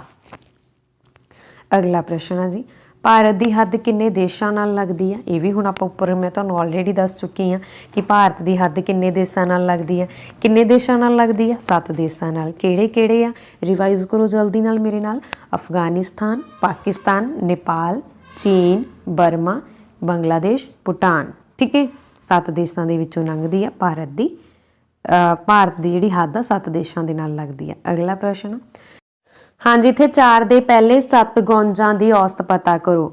4 ਦੇ ਪਹਿਲੇ 7 ਗੁਣਜ ਹੋਏ ਆ ਤਾਂ ਉਹਨੂੰ ਕਿਸੇ ਵੀ ਚੀਜ਼ ਦੇ ਗੁਣਜ ਆ ਸਕਦੇ। ਗੁਣਜ ਮਤਲਬ ਮਲਟੀਪਲਾਈ। ਮੂਰੇ ਬ੍ਰੈਕਟ 'ਚ ਉਹ ਨੰਬਰ ਲਿਖ ਲਓ। ਠੀਕ ਹੈ, ਜਿੰਨੇ ਦੀ ਗੱਲ ਹੋਈ ਆ ਓਨੀ ਸੰਖਿਆ ਲਿਖ ਲਓ। ਜਿਵੇਂ 7 ਤੱਕ ਕਿਹਾ ਵਾ ਉਹਨੇ ਤਾਂ ਅਸੀਂ ਲਿਖ ਲਏ ਆ 7 ਤੱਕ ਨੰਬਰ। ਹੁਣ 4 ਨੂੰ ਜਦੋਂ ਅੰਦਰ ਮਲਟੀਪਲਾਈ ਕਰੋਗੇ ਇੱਕ ਤਰ੍ਹਾਂ ਨਾਲ 4 ਦਾ 7 ਤੱਕ ਪਹਾੜਾ ਹੀ ਬਣ ਜਾਣਾ। 1 ਚੌਕਾ ਚੌਕਾ, 2 ਚੌਕੇ 8, 3 ਚੌਕੇ 12, 4 ਚੌਕੇ 16, 5 ਚੌਕਾ 20, 6 ਚੌਕਾ 24। ਠੀਕ ਹੈ, 7 ਚੌਕਾ 28। ਕਿੰਨੇ ਬਣ ਗਏ? 7 ਚੌਕਾ 28 ਬਟਾ 7। 7 ਹੀ ਬਣਿਆ ਨਾ ਬਟਾ। ਜਦੋਂ ਇਹ 7 ਬਣਿਆ ਤੁਸੀਂ ਨਾ ਸਾਰੀਆਂ ਸੰਖਿਆਵਾਂ ਦਾ ਕਰਨਾ ਜੋੜ। ਸਾਰੀਆਂ ਸੰਖਿਆਵਾਂ ਦਾ ਜੋੜ ਕਰਨ ਦੇ ਲਈ ਪਹਿਲਾਂ ਅਸੀਂ ਇਕਾਈ ਅੰਕ ਦਾ ਕਰ ਲੈਂਦੇ ਹਾਂ। ਜੋੜ ਇੱਦਾਂ ਹੀ ਕਰਦੇ ਹੁੰਦੇ ਨਾ 8 4 12, 12 ਤੇ ਪਲੱਸ 0 12 ਹੀ ਰਹਿ ਜਾਣੇ ਆ। ਫਿਰ 12 ਤੇ 6 18, 18 ਤੇ 2 20, 20 ਤੇ 8, 20 8 28, 28 4 32। ਠੀਕ ਹੈ, ਮਗਰ ਬਚ ਗਏ 3 ਰਹਿ ਗਏ ਹਾਸਲ। ਉਸ ਤੋਂ ਬਾਅਦ ਦੁਹਾਈ ਅੰਕ ਲੈ ਲਓ। 3 ਤੇ 2 5, 5 2 7, 7 ਤੇ 2 9, 9 ਤੇ 1 10, 10 ਤੇ 1 11। ਦੁਹਾਈ ਅੰਕ ਲੈਣ ਨਾਲ ਇਹ ਬਣ ਗਿਆ 112 ਬਟਾ 7। ਹੁਣ ਇਹਦੀ ਜੋ ਕੈਂਸਲ ਹੁੰਦੇ ਆ ਕਟਿੰਗ ਕਰਨੀ ਆ ਅਸੀਂ ਉਹ ਕਟਿੰਗ ਕਰ ਦਿਓ। 1 7 7, 1 7 7। ਠੀਕ ਹੈ, 1 7 7 ਹੀ ਬਣਿਆ ਨਾ। 4 ਦੇ ਪਹਿਲੇ 7 ਗੁਣਜ ਦੀ ਔਸਤ ਪਤਾ ਕਰਨੀ ਆ ਤਾਂ 1 7 7 ਆ। ਉਸ ਤੋਂ ਬਾਅਦ ਦੇਖੋ 7 6 42। ਠੀਕ ਹੈ, ਡਿਵਾਈਡ ਕਰਕੇ ਦੇਖ ਲਿਓ ਤੁਸੀਂ 7 ਤੇ 16 ਬਣੂਗਾ ਤਾਂ ਆਪਸ਼ਨ ਇੱਥੇ ਮੇਰੇ ਕੋਲ ਰਾਈਟ ਆਨਸਰ ਹੈ ਜੀ ਸੀ 16 ਆਪਸ਼ਨ। ਠੀਕ ਹੈ, ਅਗਲਾ ਪ੍ਰਸ਼ਨ ਆ, A ਇੱਕ ਕੰਮ ਨੂੰ 30 ਦਿਨਾਂ ਵਿੱਚ, B ਇੱਕ ਕੰਮ ਨੂੰ 45 ਦਿਨਾਂ ਵਿੱਚ ਪੂਰਾ ਕਰਦਾ। ਜੇਕਰ ਦੋਵੇਂ ਮਿਲ ਕੇ ਕੰਮ ਕਰਨ ਤਾਂ ਕਿੰਨੇ ਦਿਨਾਂ ਵਿੱਚ ਪੂਰਾ ਕਰਨਗੇ? ਹੁਣ A ਦਾ 1 ਦਿਨ ਦਾ ਕੰਮ ਕਿੰਨਾ ਹੋ ਗਿਆ? A ਦਾ 1 ਦਿਨ ਦਾ ਕੰਮ ਹੋ ਗਿਆ 1/30। B ਦਾ 1 ਦਿਨ ਦਾ ਕੰਮ ਹੋ ਗਿਆ 1/45। ਦੋਵਾਂ ਦਾ 1 ਦਿਨ ਦਾ ਕੰਮ ਕੱਢ ਲੈਂਦੇ ਆ। ਕਿਵੇਂ ਕੱਢਾਂਗੇ? ਪਲੱਸ ਕਰਕੇ। ਠੀਕ ਹੈ, ਦੋਵਾਂ ਦਾ 1 ਦਿਨ ਦਾ ਕੰਮ ਅਸੀਂ ਪਲੱਸ ਕਰਕੇ ਕੱਢਾਂਗੇ।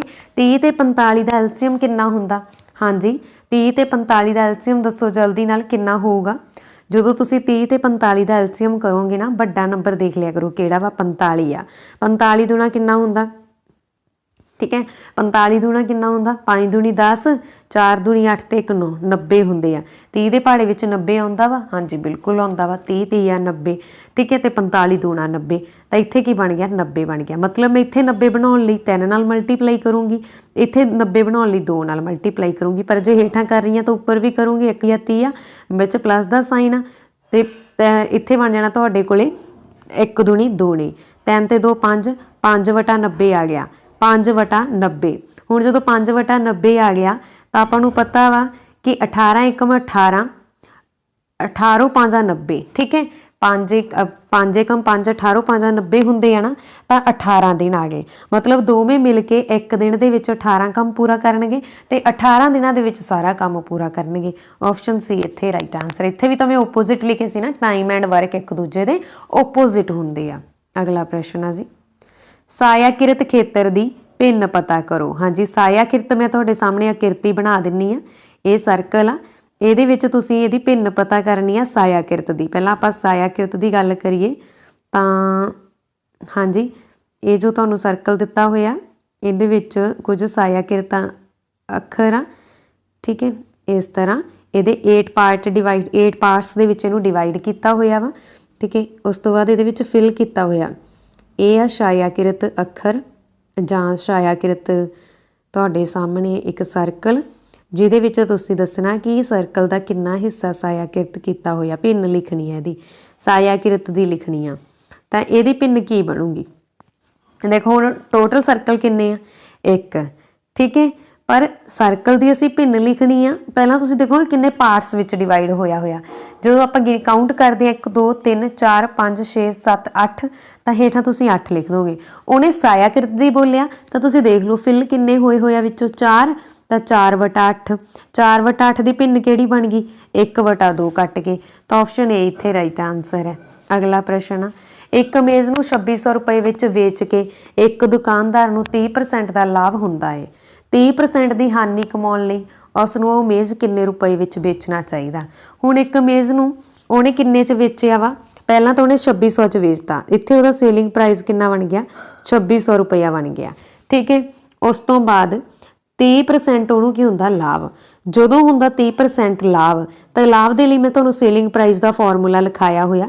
ਸੇਲਿੰਗ ਪ੍ਰਾਈਸ ਦਾ ਫਾਰਮੂਲਾ ਕੀ ਹੁੰਦਾ 100 ਪਲੱਸ ਲਾਭ ਪ੍ਰਤੀਸ਼ਤ। 100 ਪਲੱਸ ਲਾਭ ਪ੍ਰਤੀਸ਼ਤ ਕਿੰਨਾ ਹੋ ਗਿਆ 30, 130 ਹੀ ਬਣਿਆ ਨਾ, ਲਾਭ ਹੋਇਆ ਵਾ, ਜੇ ਹਾਨੀ ਹੋਊਗੀ ਘਟਾ ਦਾਂਗੇ, ਬਟਾ 100 ਹੀ ਲੱਗਣਾ, ਗੁਣਾ ਲੱਗਣਾ ਕਾਸਟ ਪ੍ਰਾਈਸ। ਇੱਥੇ ਅਸੀਂ ਕਾਸਟ ਪ੍ਰਾਈਸ ਪਤਾ ਕਰ ਲੈਂਦੇ ਹਾਂ, ਇੱਥੇ ਬਣ ਗਿਆ 2600 ਗੁਣਾ 100 ਤੇ 13 130 ਹੈ ਜਿਹੜਾ ਇੱਧਰ ਆ ਕੇ ਡਿਵਾਈਡ ਹੋ ਗਿਆ ਕਿਉਂਕਿ ਉਧਰ ਮਲਟੀਪਲਾਈ ਹੋ ਰਿਹਾ ਸੀ। 13 ਏਕਮ 13, 13 ਦੂਣਾ 26 ਬਣ ਗਿਆ 200 ਗੁਣਾ 10 ਇਹ ਪਿਆ ਵਾ। ਠੀਕ ਹੈ, ਤਾਂ ਕਾਸਟ ਪ੍ਰਾਈਸ ਦੀ ਵੈਲਿਊ ਆ ਗਈ ਇੱਥੇ ਜੀ ਕਿੰਨੀ ਆ ਗਈ 2000। 200 ਗੁਣਾ 10 2000। ਹੁਣ ਮੈਨੂੰ ਕਾਸਟ ਪ੍ਰਾਈਸ ਦਾ ਪਤਾ ਲੱਗ ਗਿਆ। ਹੁਣ ਅਸੀਂ ਸੇਲਿੰਗ ਪ੍ਰਾਈਸ ਲੱਭਣਾ ਵਾ। ਸੇਲਿੰਗ ਪ੍ਰਾਈਸ ਕਦੋਂ ਲੱਭਣਾ ਵਾ ਜਦੋਂ ਉਹਨੂੰ 30% ਦੀ ਹਾਨੀ ਹੋ ਜੇ। 30% ਹਾਨੀ ਜੇ ਕਰਨ ਦੇ ਲਈ ਉਹਨੂੰ ਵਸਤੂ ਨੂੰ ਕਿੰਨੇ ਤੇ ਵੇਚਣਾ ਚਾਹੀਦਾ ਸੀ। ਹੁਣ ਉਹ 130 ਮੈਂ ਮਾਈਨਸ ਕਰ ਦਿੰਦੀ ਹਾਂ, 100 ਚੋਂ 30 ਮਾਈਨਸ ਕੀਤੇ 70 ਬਟਾ 100 ਹੀ ਰੱਖਣਾ, ਗੁਣਾ ਕਰ ਦੇਣਾ ਤੁਸੀਂ ਕਾਸਟ ਪ੍ਰਾਈਸ ਨਾਲ ਜਿਹੜਾ ਕਿ ਤੁਹਾਡੇ ਕੋਲ ਇੱਥੇ 2000 ਆ। 2 0 ਨਾਲ 2 0 ਇਹਦੇ ਕੱਟ ਹੋ ਗਈਆਂ, 1 7 7 2 7 14 ਨਾਲ 2 0 ਆ ਤਾਂ 2 0 1400। ਮਤਲਬ ਜੇ ਉਹਨੂੰ 30% ਦੀ ਹਾਨੀ ਪਾਉਣੀ ਸੀ ਤਾਂ ਉਹਨੂੰ ਉਹ ਵਸਤੂ 1400 ਰੁਪਏ ਤੇ ਵੇਚਣੀ ਚਾਹੀਦੀ ਆ। ਆਪਸ਼ਨ ਬੀ ਇੱਥੇ ਰਾਈਟ ਆਨਸਰ ਹੈ 1400। ਅਗਲਾ ਪ੍ਰਸ਼ਨ 1000 ਰੁਪਏ ਦੀ ਇੱਕ ਰਾਸ਼ੀ ਤੇ ਪ੍ਰਤੀ ਸਾਲ 25% ਸਧਾਰਨ ਵਿਆਜ ਤੇ ਵਿਆਜ ਵਜੋਂ 250 ਰੁਪਏ ਬਣਨ ਵਿੱਚ ਕਿੰਨਾ ਸਮਾਂ ਲੱਗੇਗਾ। ਹੁਣ ਦੇਖੋ ਇੱਥੇ ਮੂਲਧਨ ਕਿੰਨਾ 1000 ਰੁਪਏ ਦੀ ਰਾਸ਼ੀ ਲਈ ਗਈ ਆ, ਜਾਣੀ ਕਿ ਪ੍ਰਿੰਸੀਪਲ ਮਤਲਬ ਮੂਲਧਨ 100 ਰੁਪਈਆ। ਠੀਕ ਹੈ, ਕਿੰਨੇ ਪਰਸੈਂਟ ਤੇ ਲਿਆ ਗਿਆ, ਰੇਟ ਹਮੇਸ਼ਾ ਪਰਸੈਂਟੇਜ 'ਚ ਮਿਲੂਗਾ, 25% ਤੇ ਲਿਆ ਗਿਆ। ਠੀਕ ਹੈ, ਇੱਕ ਸਾਨੂੰ ਇੱਥੇ ਸਿੰਪਲ ਇੰਟਰਸਟ ਪਤਾ ਵਾ 250। ਦੇਖੋ ਹੁਣ ਤੁਸੀਂ ਕੀ ਕਰਨਾ, ਕੁਛ ਵੀ ਨਹੀਂ, ਮੂਲਧਨ ਦਾ ਫਾਰਮੂਲਾ ਪਹਿਲਾਂ ਤੁਸੀਂ ਸਿੰਪਲ ਇੰਟਰਸਟ ਦਾ ਫਾਰਮੂਲਾ ਲਿਖੋ। ਸਿੰਪਲ ਇੰਟਰਸਟ ਦਾ ਫਾਰਮੂਲਾ ਹੁੰਦਾ ਪ੍ਰਿੰਸੀਪਲ ਰੇਟ ਟਾਈਮ ਬਟਾ 100। ਹੁਣ ਤੁਹਾਨੂੰ ਇੱਥੇ ਪਤਾ ਲੱਗ ਗਿਆ ਕਿ ਤੁਹਾਨੂੰ ਟਾਈਮ ਨਹੀਂ ਦਿੱਤਾ ਹੋਇਆ, ਮਤਲਬ ਤੁਸੀਂ ਟਾਈਮ ਪਤਾ ਕਰਨਾ ਤੇ ਉਹਨੇ ਲਿਖਿਆ ਵੀ ਹੈ ਵੀ ਕਿੰਨਾ ਸਮਾਂ ਲੱਗੇਗਾ, ਅੰਦਾਜ਼ਾ ਲਾ ਸਕਦੇ ਹੋ ਨਾ। ਤਾਂ ਸਿੰਪਲ ਇੰਟਰਸਟ ਇੱਥੇ ਤੁਹਾਨੂੰ ਦਿੱਤਾ ਹੋਇਆ ਜੀ 250, ਪ੍ਰਿੰਸੀਪਲ ਤੁਹਾਨੂੰ ਦਿੱਤਾ ਹੋਇਆ 1000 ਗੁਣਾ ਰੇਟ ਤੁਹਾਨੂੰ ਦਿੱਤਾ ਹੋਇਆ 25%, ਟਾਈਮ ਅਸੀਂ ਪਤਾ ਕਰਨਾ ਬਟਾ 100। ਠੀਕ ਹੈ, 2 0 ਨਾਲ 2 0 ਤਾਂ ਕੱਟ ਹੀ ਹੋ ਗਈਆਂ, ਇੱਥੇ ਰਹਿ ਗਿਆ 250। 250 ਹੀ ਬਣ ਗਿਆ ਨਾ, 1 0 ਇਹ ਪਈ ਤੇ 25 ਇਹ ਪਿਆ 250। ਤੇ ਤੁਹਾਡੇ ਕੋਲ ਜੋ ਟਾਈਮ ਬਣਿਆ ਵਾ ਇੱਥੇ ਜੇ ਆਪਾਂ ਗੱਲ ਕਰੀਏ ਤਾਂ ਜਿਹੜਾ ਟਾਈਮ ਆ ਉਹ ਕਿੰਨਾ ਆਇਆ 250 ਤਾਂ ਇੱਧਰ ਪਿਆ ਹੀ ਆ, ਆਹ ਪਿਆ, ਇਹ 250 ਇੱਧਰ ਗੁਣਾ ਹੋ ਰਿਹਾ, ਇੱਧਰ ਆ ਕੇ ਭਾਗ ਹੋ ਜਾਊਗਾ। ਠੀਕ ਹੈ, ਆਪਾਂ ਇੱਧਰ ਭਾਗ ਕਰ ਦਿੰਨੇ ਆ, 250 ਨਾਲ 250 ਘੱਟ ਆਨਸਰ ਆ ਜਾਣਾ 1/1 ਜਾਣੀ ਕਿ 1 ਸਾਲ ਦੇ ਵਿੱਚ 25% ਤੇ 250 ਰੁਪਏ ਵਿਆਜ ਬਣਿਆ। ਆਪਸ਼ਨ ਸੀ ਇੱਥੇ ਰਾਈਟ ਆਨਸਰ ਹੈ। ਅਗਲਾ ਪ੍ਰਸ਼ਨ ਆ ਜੀ 4 ਅੰਕਾਂ ਦੀ ਵੱਡੀ ਤੋਂ ਵੱਡੀ ਸੰਖਿਆ ਪਤਾ ਕਰੋ ਜੋ 9 ਨਾਲ ਪੂਰੀ ਵੰਡੀ ਜਾਵੇ। ਹਾਂਜੀ, 9 ਨਾਲ ਉਹ 4 ਅੰਕਾਂ ਦੀ ਸੰਖਿਆ ਪਤਾ ਕਰਨੀ ਆ ਜਿਹੜੀ 9 ਤੇ ਪੂਰੀ ਵੰਡੀ ਜਾਵੇ। ਪਹਿਲਾਂ ਤਾਂ ਤੁਸੀਂ ਦੇਖੋ ਅਸੀਂ 4 ਅੰਕਾਂ ਦੀ ਲੈਣੀ ਹੈ, 5 ਦੀ ਦਿੱਤੀ ਹੋਈ ਆ, ਇੱਥੋਂ ਤਾਂ ਆਪਸ਼ਨ ਏ ਹੀ ਰਿਜੈਕਟ ਹੋ ਗਈ। ਠੀਕ ਹੈ, ਵੰਡੀ ਤਾਂ ਜਾ ਰਹੀ ਆ ਪਰ ਕੰਡੀਸ਼ਨ ਨਹੀਂ ਨਾ ਫੋਲੋ ਕਰ ਰਹੀ, 4 ਅੰਕਾਂ ਦੀ ਲੈਣੀ ਆ। ਤਾਂ 4 ਅੰਕਾਂ ਦੀ ਹੁਣ ਉਹ ਸੰਖਿਆ ਪਤਾ, ਹੁਣ ਮੈਂ ਕੱਲੀ ਨੂੰ ਤਾਂ 9 ਤੇ ਡਿਵਾਈਡ ਕਰਕੇ ਨਹੀਂ ਦੇਖੂੰਗੀ ਨਾ, ਕਿੰਨਾ ਸਮਾਂ ਵੇਸਟ ਹੋਊਗਾ। ਤੁਸੀਂ ਕੀ ਕਰਨਾ, ਮੈਂ ਤੁਹਾਨੂੰ ਸਿਖਾਇਆ ਹੋਇਆ ਕਿ ਜਦੋਂ ਵੀ 9 ਆ ਜੇ 3 ਆ ਜੇ ਅੰਕਾਂ ਦਾ ਜੋੜ ਕਰੋ। ਜੇ ਅੰਕਾਂ ਦਾ ਜੋੜ 9 ਤੇ ਭਾਗ ਹੋ ਗਿਆ ਦੈਟ ਮੀਨਸ ਉਹ ਨੰਬਰ 9 ਤੇ ਭਾਗ ਹੋ ਗਿਆ। 9 9 18, 18 ਤੇ 7 9 9 18, 18 ਤੇ 7 ਕਿੰਨੇ ਬਣਨਗੇ ਜੀ 18 ਤੇ 7 ਬਣਨਗੇ 25। ਠੀਕ ਹੈ, 25 ਤੇ 1 26, 26 9 ਦੇ ਪਹਾੜੇ ਦੇ ਵਿੱਚ ਆਉਂਦਾ ਨਹੀਂ ਆਉਂਦਾ, ਤਾਂ ਦੈਟ ਮੀਨਸ ਇਹ ਵੀ ਆਪਸ਼ਨ ਰਿਜੈਕਟ ਹੋ ਗਈ। ਤੁਸੀਂ ਡਿਵਾਈਡ ਕਰਕੇ ਵੀ ਦੇਖ ਸਕਦੇ ਹੋ, ਨਹੀਂ ਜਾਵੇਗਾ।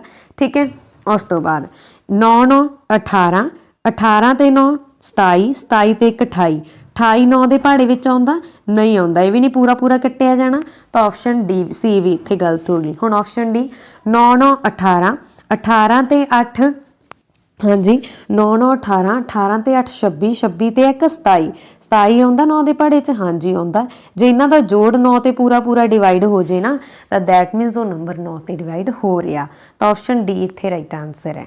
ਚਾਹੇ ਡਿਵਾਈਡ ਕਰਕੇ ਦੇਖ ਲੈਣਾ ਪਰ ਪੇਪਰ 'ਚ ਇੰਨਾ ਸਮਾਂ ਨਹੀਂ, ਤੁਸੀਂ ਚਾਹੇ ਤਾਂ ਡਿਵਾਈਡ ਕਰਕੇ ਦੇਖ ਸਕਦੇ ਆ, पर देखो उत्थे इदां डिवाइड नहीं होगा ना, क्योंकि समा घट हुंदा साडे कोले, तो उत्थे तुसीं इदां दियां शॉर्ट ट्रिक ही लगाओगे कि जदों तुसीं 9 ते डिवाइड करना होवे जां 3 ते, तो तुसीं अंकां दा जोड़ करो, वो देख लो 9 ते डिवाइड हुंदा, जे वो नहीं हुंदा तो दैट मीनस वो नंबर 9 नूं डिवाइड 9 ते भी नहीं भाग होऊगा। अगला प्रश्न हाँ जी 25.5 0.255 0.0255 ਤੇ 255 ਤੁਸੀਂ ਇਹ ਜਿਹੜਾ ਨੰਬਰ ਆ ਇਹਦਾ ਜੋੜ ਕਰਨਾ ਵਾ ਤੇ ਆਨਸਰ ਦੱਸਣਾ ਕਿ ਇਹਦਾ ਕਿੰਨਾ ਬਣੂਗਾ। ਠੀਕ ਹੈ 25.5 ਪਹਿਲਾ ਨੰਬਰ ਆ 25.5 ਆ ਤਾਂ 37 ਤੋਂ ਬਾਅਦ ਡਾਟ ਪੈਣਾ, ਜਿਵੇਂ ਇੱਥੇ 38 ਤੋਂ ਬਾਅਦ ਪਾਇਆ ਤਾਂ ਦੇਖੋ ਪਹਿਲਾ ਨੰਬਰ ਕਿੰਨਾ ਵਾ 37.5 सॉरी 25.5 आ। ठीक है मैं ये इस करके दिखा रही हाँ क्योंकि बहुत सारे स्टूडेंट्स नूं दिक्कत आउंदी आ पॉइंट वाले जोड़न दे विच। ठीक है सैकेंड नंबर की आ 0.255 तुसीं पॉइंट दे हेठां पॉइंट रखना, उस तो बाद वाले नंबर लिख लो। ठीक है उस तो पहला वाला वा जिहड़ा जिन्ने भी नंबर दिते आ वो लिख लो, पॉइंट दे हेठां पॉइंट रखना बस इन्ना ध्यान दो। उस तो बाद की दिता होया तुहानूं 2.55 हाँ जी 2.55 है इस दे विच बाई मिसटेक कई बार इस तरह हो जाता कि स्किप हो जाता। ठीक है 2.55 भी जोड़ना वा तो आपां पहलां इस दी कोई गल करदे हां 0.0255 फिर तुहानूं दिता होया 255 इहदे विच कोई पॉइंट नहीं गा 255 च तां कोई पॉइंट नहीं गा ना, तां इहनूं मैं पॉइंट तो मूहरे लिखिया वा। फिर तुहानूं दिता होया 2.55 जिहड़ा कि बाई मिसटेक विच टाइप नहीं होया होया ਤਾਂ देखो जिथे कुछ नहीं गा उत्थे 0 लगा लो क्योंकि आफ्टर पॉइंट 0 का कोई भी मीनिंग नहीं हुंदा। नंबर पूरे कर लो, लगाउणी तुहाडी मर्जी है नहीं लगाउणी तां भी चल जूगा, तुसीं डायरैक्ट इन्हां नूं ऐड करना। देखो हुण 5 इहनूं ऐड कीता इत्थे आ गया 5 आपां अलग साफ लिख लैंदे आ। ठीक है अलग करके तां अलग करके जदों इहनूं आपां लिखांगे इधर साइड ते लिख लैंदे आ जोड़ करके तां सब तो पहलां देखो जी इत्थे तुहाडे कोल बन जाना 5 दा 5 ही 5 5 10 0 आ गया। ठीक है उस तो बाद तुसीं इहनूं ऐड करोगे 5 5 10 0 आ गया तो इत्थे तुहाडे कोल बन गया 13 हासिल गया 1 5 ते 2 7 7 5 12 ते 1 13 फिर हासिल आ गया फिर पॉइंट दे हेठां पॉइंट। ठीक है 3305 बन रहा, तुसीं इत्थों ही अंदाज़ा लगा के अपनी ऑप्शनस ठीक कर सकते हो। अगे 5 5 10 ते 2 12 ते 1 13 फिर बन गया 3। ठीक है 5 ते 2 7 ते 1 8 तो उस तो बाद 283.3305 बनया, यानी कि ऑप्शन डी इत्थे राइट आंसर है। अगला प्रश्न हाँ जी ए ते बी एक काम नूं 20 दिनां विच पूरा करदे आ। हुण ए ते बी मिल के काम नूं पूरा कर रहे हैं ना, किन्ने दिनां विच कर रहे हैं 20 दिनां विच, मतलब 1/20। ठीक है एक दिन का काम लिखिया ना मैं क्योंकि टाइम एंड वर्क एक दूजे के ओपोजिट होंगे। बी ते सी एक दिन के 10 दिनों के काम पूरा करते हैं मिल के बी ते सी, तो इन्हों का एक दिन का काम हो गया 1/10।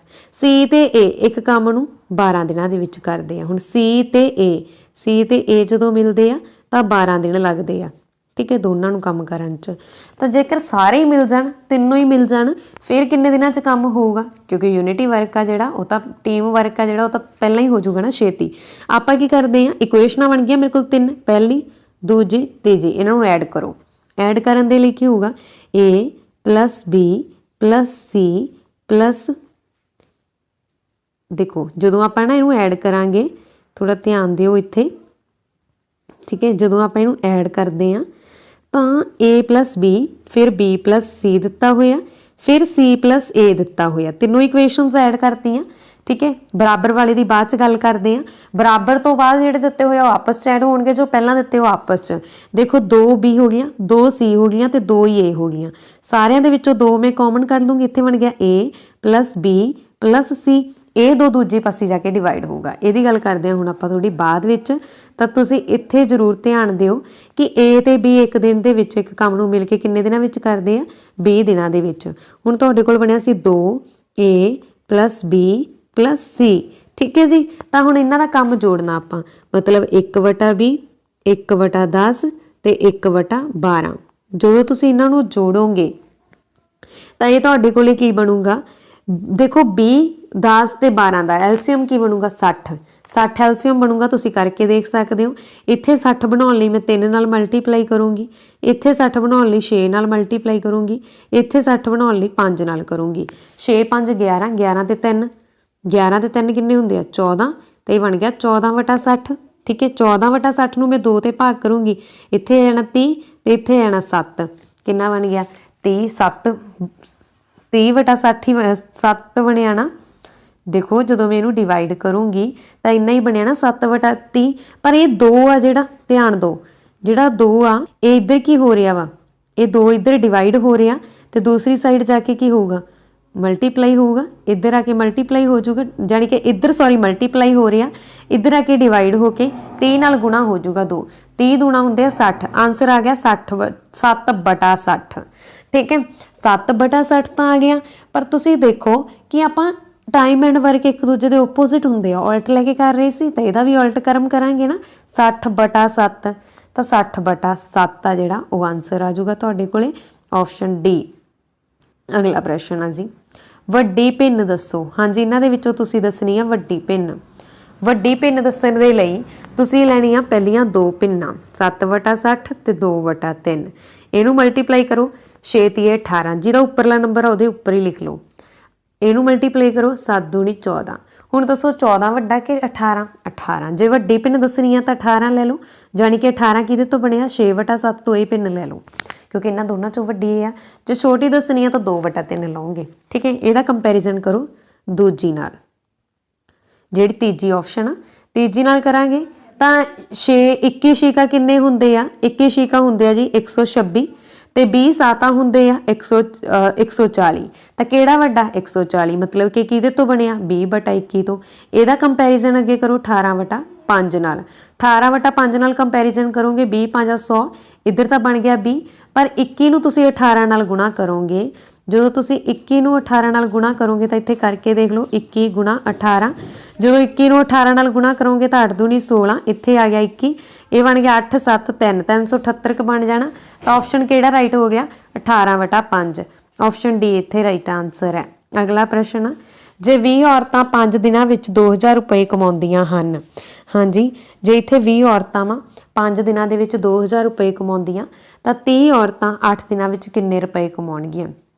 देखो 20 औरतां ठीक है दिन हैगे 5 2000 रुपया कमाउंदियां वा जे आपां 10 दिनां 10 औरतां दी गल करिए 10 औरतां किन्ने रुपए कमाउणगियां 5 दिनां विच 10 औरतां किन्ने रुपए कमाउणगियां 5 दिनां दे विच तां इह कमाउणगियां जी 10 औरतां 5 दिनां दे विच 1000 रुपया 1000 रुपया ही कमाउणगियां ना ध्यान दिओ 1000 रुपया कमाउणगियां। ठीक है ते एक दिन विच किन्ने कमाउणगियां 10 एक हुण देखो 5 दिन 10 औरतां 1000 रुपया कमाउंदियां वा। ठीक है एक दिन दे विच किन्ने कमाउणगियां ध्यान दो एक दिन दे विच कमाउणगियां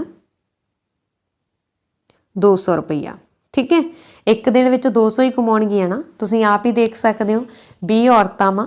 ठीक है 20 औरतां एक दिन च किन्नी कमाई करनगियां 5 दिनां विच 5 दिनां विच 2000 कमा रहीआं जो 5 दिनां विच 2000 कमा रहीआं तां एक दिन विच किन्ना कमाउणगियां तो 20 औरतां एक दिन दे विच 400 रुपया कमाउणगियां ते 10 औरतां किन्ना कमाउणगियां 200 रुपया कमाउणगियां। हुण जे 10 औरतां एक दिन दे विच 200 रुपया कमा रहीआं ध्यान दो 10 औरतां एक दिन विच 200 रुपया कमा रहीआं वा तां 8 दिनां दे विच किन्ना कमाउणगियां 10 औरतां 8 दिनां दा कड्डो 8 दूनी 16 1600 रुपया कमाउणगियां ना।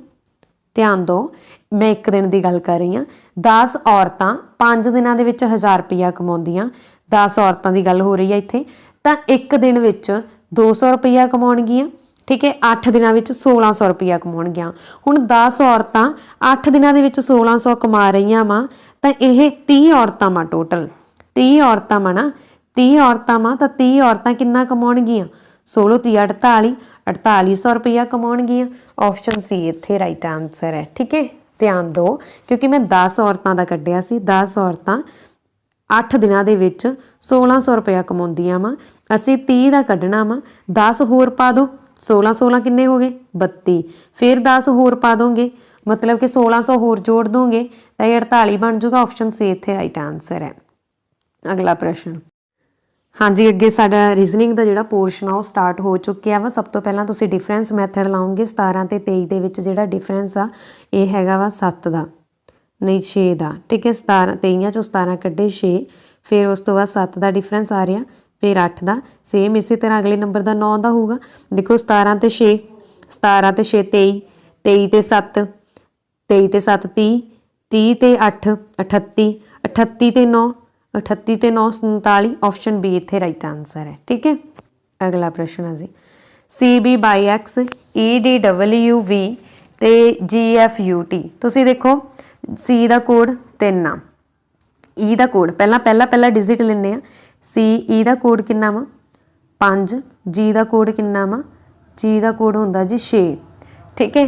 जी का कोड किन्ना होंदा 6, नहीं डी 6 नहीं, एफ का होंदा 6, डी का 7 होंदा, सॉरी 7। तो अगला नंबर 3 5 7 9 ही होगा। 9 ते की होंदा आई, मतलब आई वाली ऑप्शन आनी, पर आई वाली ऑप्शन 2 पईयां वा। फिर अगे देखो पहला बी, जानी कि पहला 2 आ, फिर डी, मैं दूसरा नंबर चैक कर रही हूँ हरेक डिजिट का। डी हुंदा 4 ते, एफ हुंदा 6 ते, अगला नंबर 8 होना, 8 ते हुंदा वा एच। फिर उस तो भी अगला देख लो क्योंकि नहीं पता लग रहा, ठीक है। तो तुसीं देखो यू जू लिया वा, ठीक है, ध्यान दो यू लिया वा, डबल्यू यू तो बाद वी छड्डता डबल्यू ले लिया, एक्स छड्डता वाई ले लिया।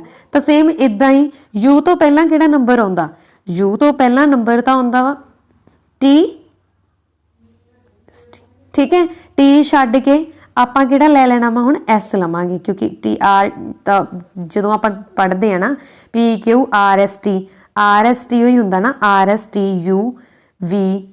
देखो हुण एक छड्ड के लिया गया ना, इदां भी तुसीं अंदाजा लगा सकदे हो। एक तां कोड वाला, कोड लगा के देख सकते हो जो मैथड लग रहा, ठीक है, वो तां लग ही रहा वा कोड वाला।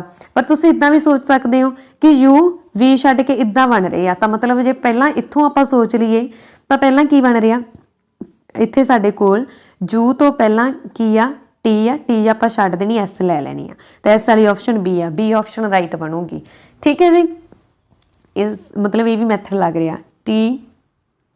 अगला प्रश्न कथन, हाँ जी कथन आ गए, कुछ झीलां दरिया हन, कुछ झीलां वा जिहड़ियां की ने दरिया वा, ठीक है। इन्हां दे विचों कुछ झीलां वा जिहड़ियां की ने दरिया वा, ठीक है। कुछ दरिया वा जिहड़े ओह की आ तलाव आ, इन्हां दे विचों कुछ दरिया तलाव आ। आपां बनाउने आ स्ट्रक्चर थोड़ा इस तरह क्रिएट करके, ये कुछ झीलां ने, ये कुछ इहदे विचों दरिया बन रहे ने, दरिया भी की बन रहे हैं तलाव बन रहे हैं, फिर कुछ तलाव अगे महासागर बन रहे हैं, यही बन रहा ना। देखो हुण इस स्ट्रक्चर ये झीलां ने, झज्जा पा दिंनी आ, वो कहंदा ये दरिया वा, इहदे विचों जिहड़े कुछ आ वो झीलां ने, फिर इन्हें दरिया दे विचों कुछ की बन रहे हैं तलाव बन रहे हैं, फिर इन्हां तलाव दे विचों कुछ महासागर बन रहे हैं। इत्थे भी स्ट्रक्चर वैसे 2 क्रिएट हो सकते हैं, ठीक है, 2 भी क्रिएट। हुण देखो उन्हें बोलिया कुछ तलाव झीलां हन, आ कुछ तलाव आ ते आ झीलां ने। इस स्ट्रक्चर तो देखो तुसीं कि ये दोने कुछ दरिया झीलां हन, दरिया एक झीलां वाला गोला वा जिहड़ा दरिया तलाव वाला वो ये पिया वा, झीलां आ पईयां वा, कोई रिलेशन तो बन नहीं रहा, विचाले तो दरिया आ गया ना, तो मतलब पहला छिट्टा तो गलत हो गया। दूजा कोई भी तलाव झील नहीं है, हुण कोई भी तलाव आ जिहड़ा आ तलाव आ जिहड़ा ये तलाव इत्थे तक पिया, विचाले तो दरिया आ गया, कोई भी तलाव झील नहीं है, तो ये बिल्कुल आ भी कोई भी तलाव झील तो है ही नहीं गा। तुसीं आप दे सकते हो कोई भी तलाव ही पे आ, झीलां इन्नी दूर पईयां, विचाले तो दरिया आ गया, तो बिल्कुल नहीं है, कोई भी तलाव झील है ही नहीं गा। तो ऑप्शन 2 इत्थे राइट आ, मतलब कि सिट्टा दूजा ही निकलता है, तो ऑप्शन बी राइट आ, ठीक है जी। अगला प्रश्न, हाँ जी देखो एक्स प्लस वाई का अर्थ है एक्स वाई की माँ है, यानी कि प्लस का अर्थ है माँ, तो पी माँ है क्यू दी, ठीक है, माँ माइनस नाल डिनोट करता। अगे एक्स डिवाइड बाई का हुण तो सानू तो साइन की दिता होया, मैं ए ऑप्शन चैक कर रही हाँ, ए ऑप्शन के अगे माइनस आ, माइनस का अर्थ है इत्थे भैन, मतलब क्यू अगे भैन आ आर दे अगे आर जिहड़ा वा ओह की है डिवाइड पाया, मतलब आर पिता वा, आर दे अगे बच्चे आ जिसका नाम आ एस, ठीक है, आर पिता वा तो प्लस नाल डिनोट कर दो, ठीक है जी। क्यू भैन सीगी तो माइनस नाल डिनोट कर दो, ठीक है। उस तो बाद देखो अगे गल करते हैं आपां एक्स माइनस वाई दी, तो एक्स गुणा गुणा दिता हुआ है ना टी, गुणा का अर्थ आ भरा, इस दा भरा वा टी। उन्हें बोलिया कि किहदा अर्थ बन रहा कि क्यू टी दी मां है, पर इत्थों तो क्यू भूआ बन गई ना, क्योंकि आर दी तां भैन आ। अगे बी ऑप्शन चैक करते हैं।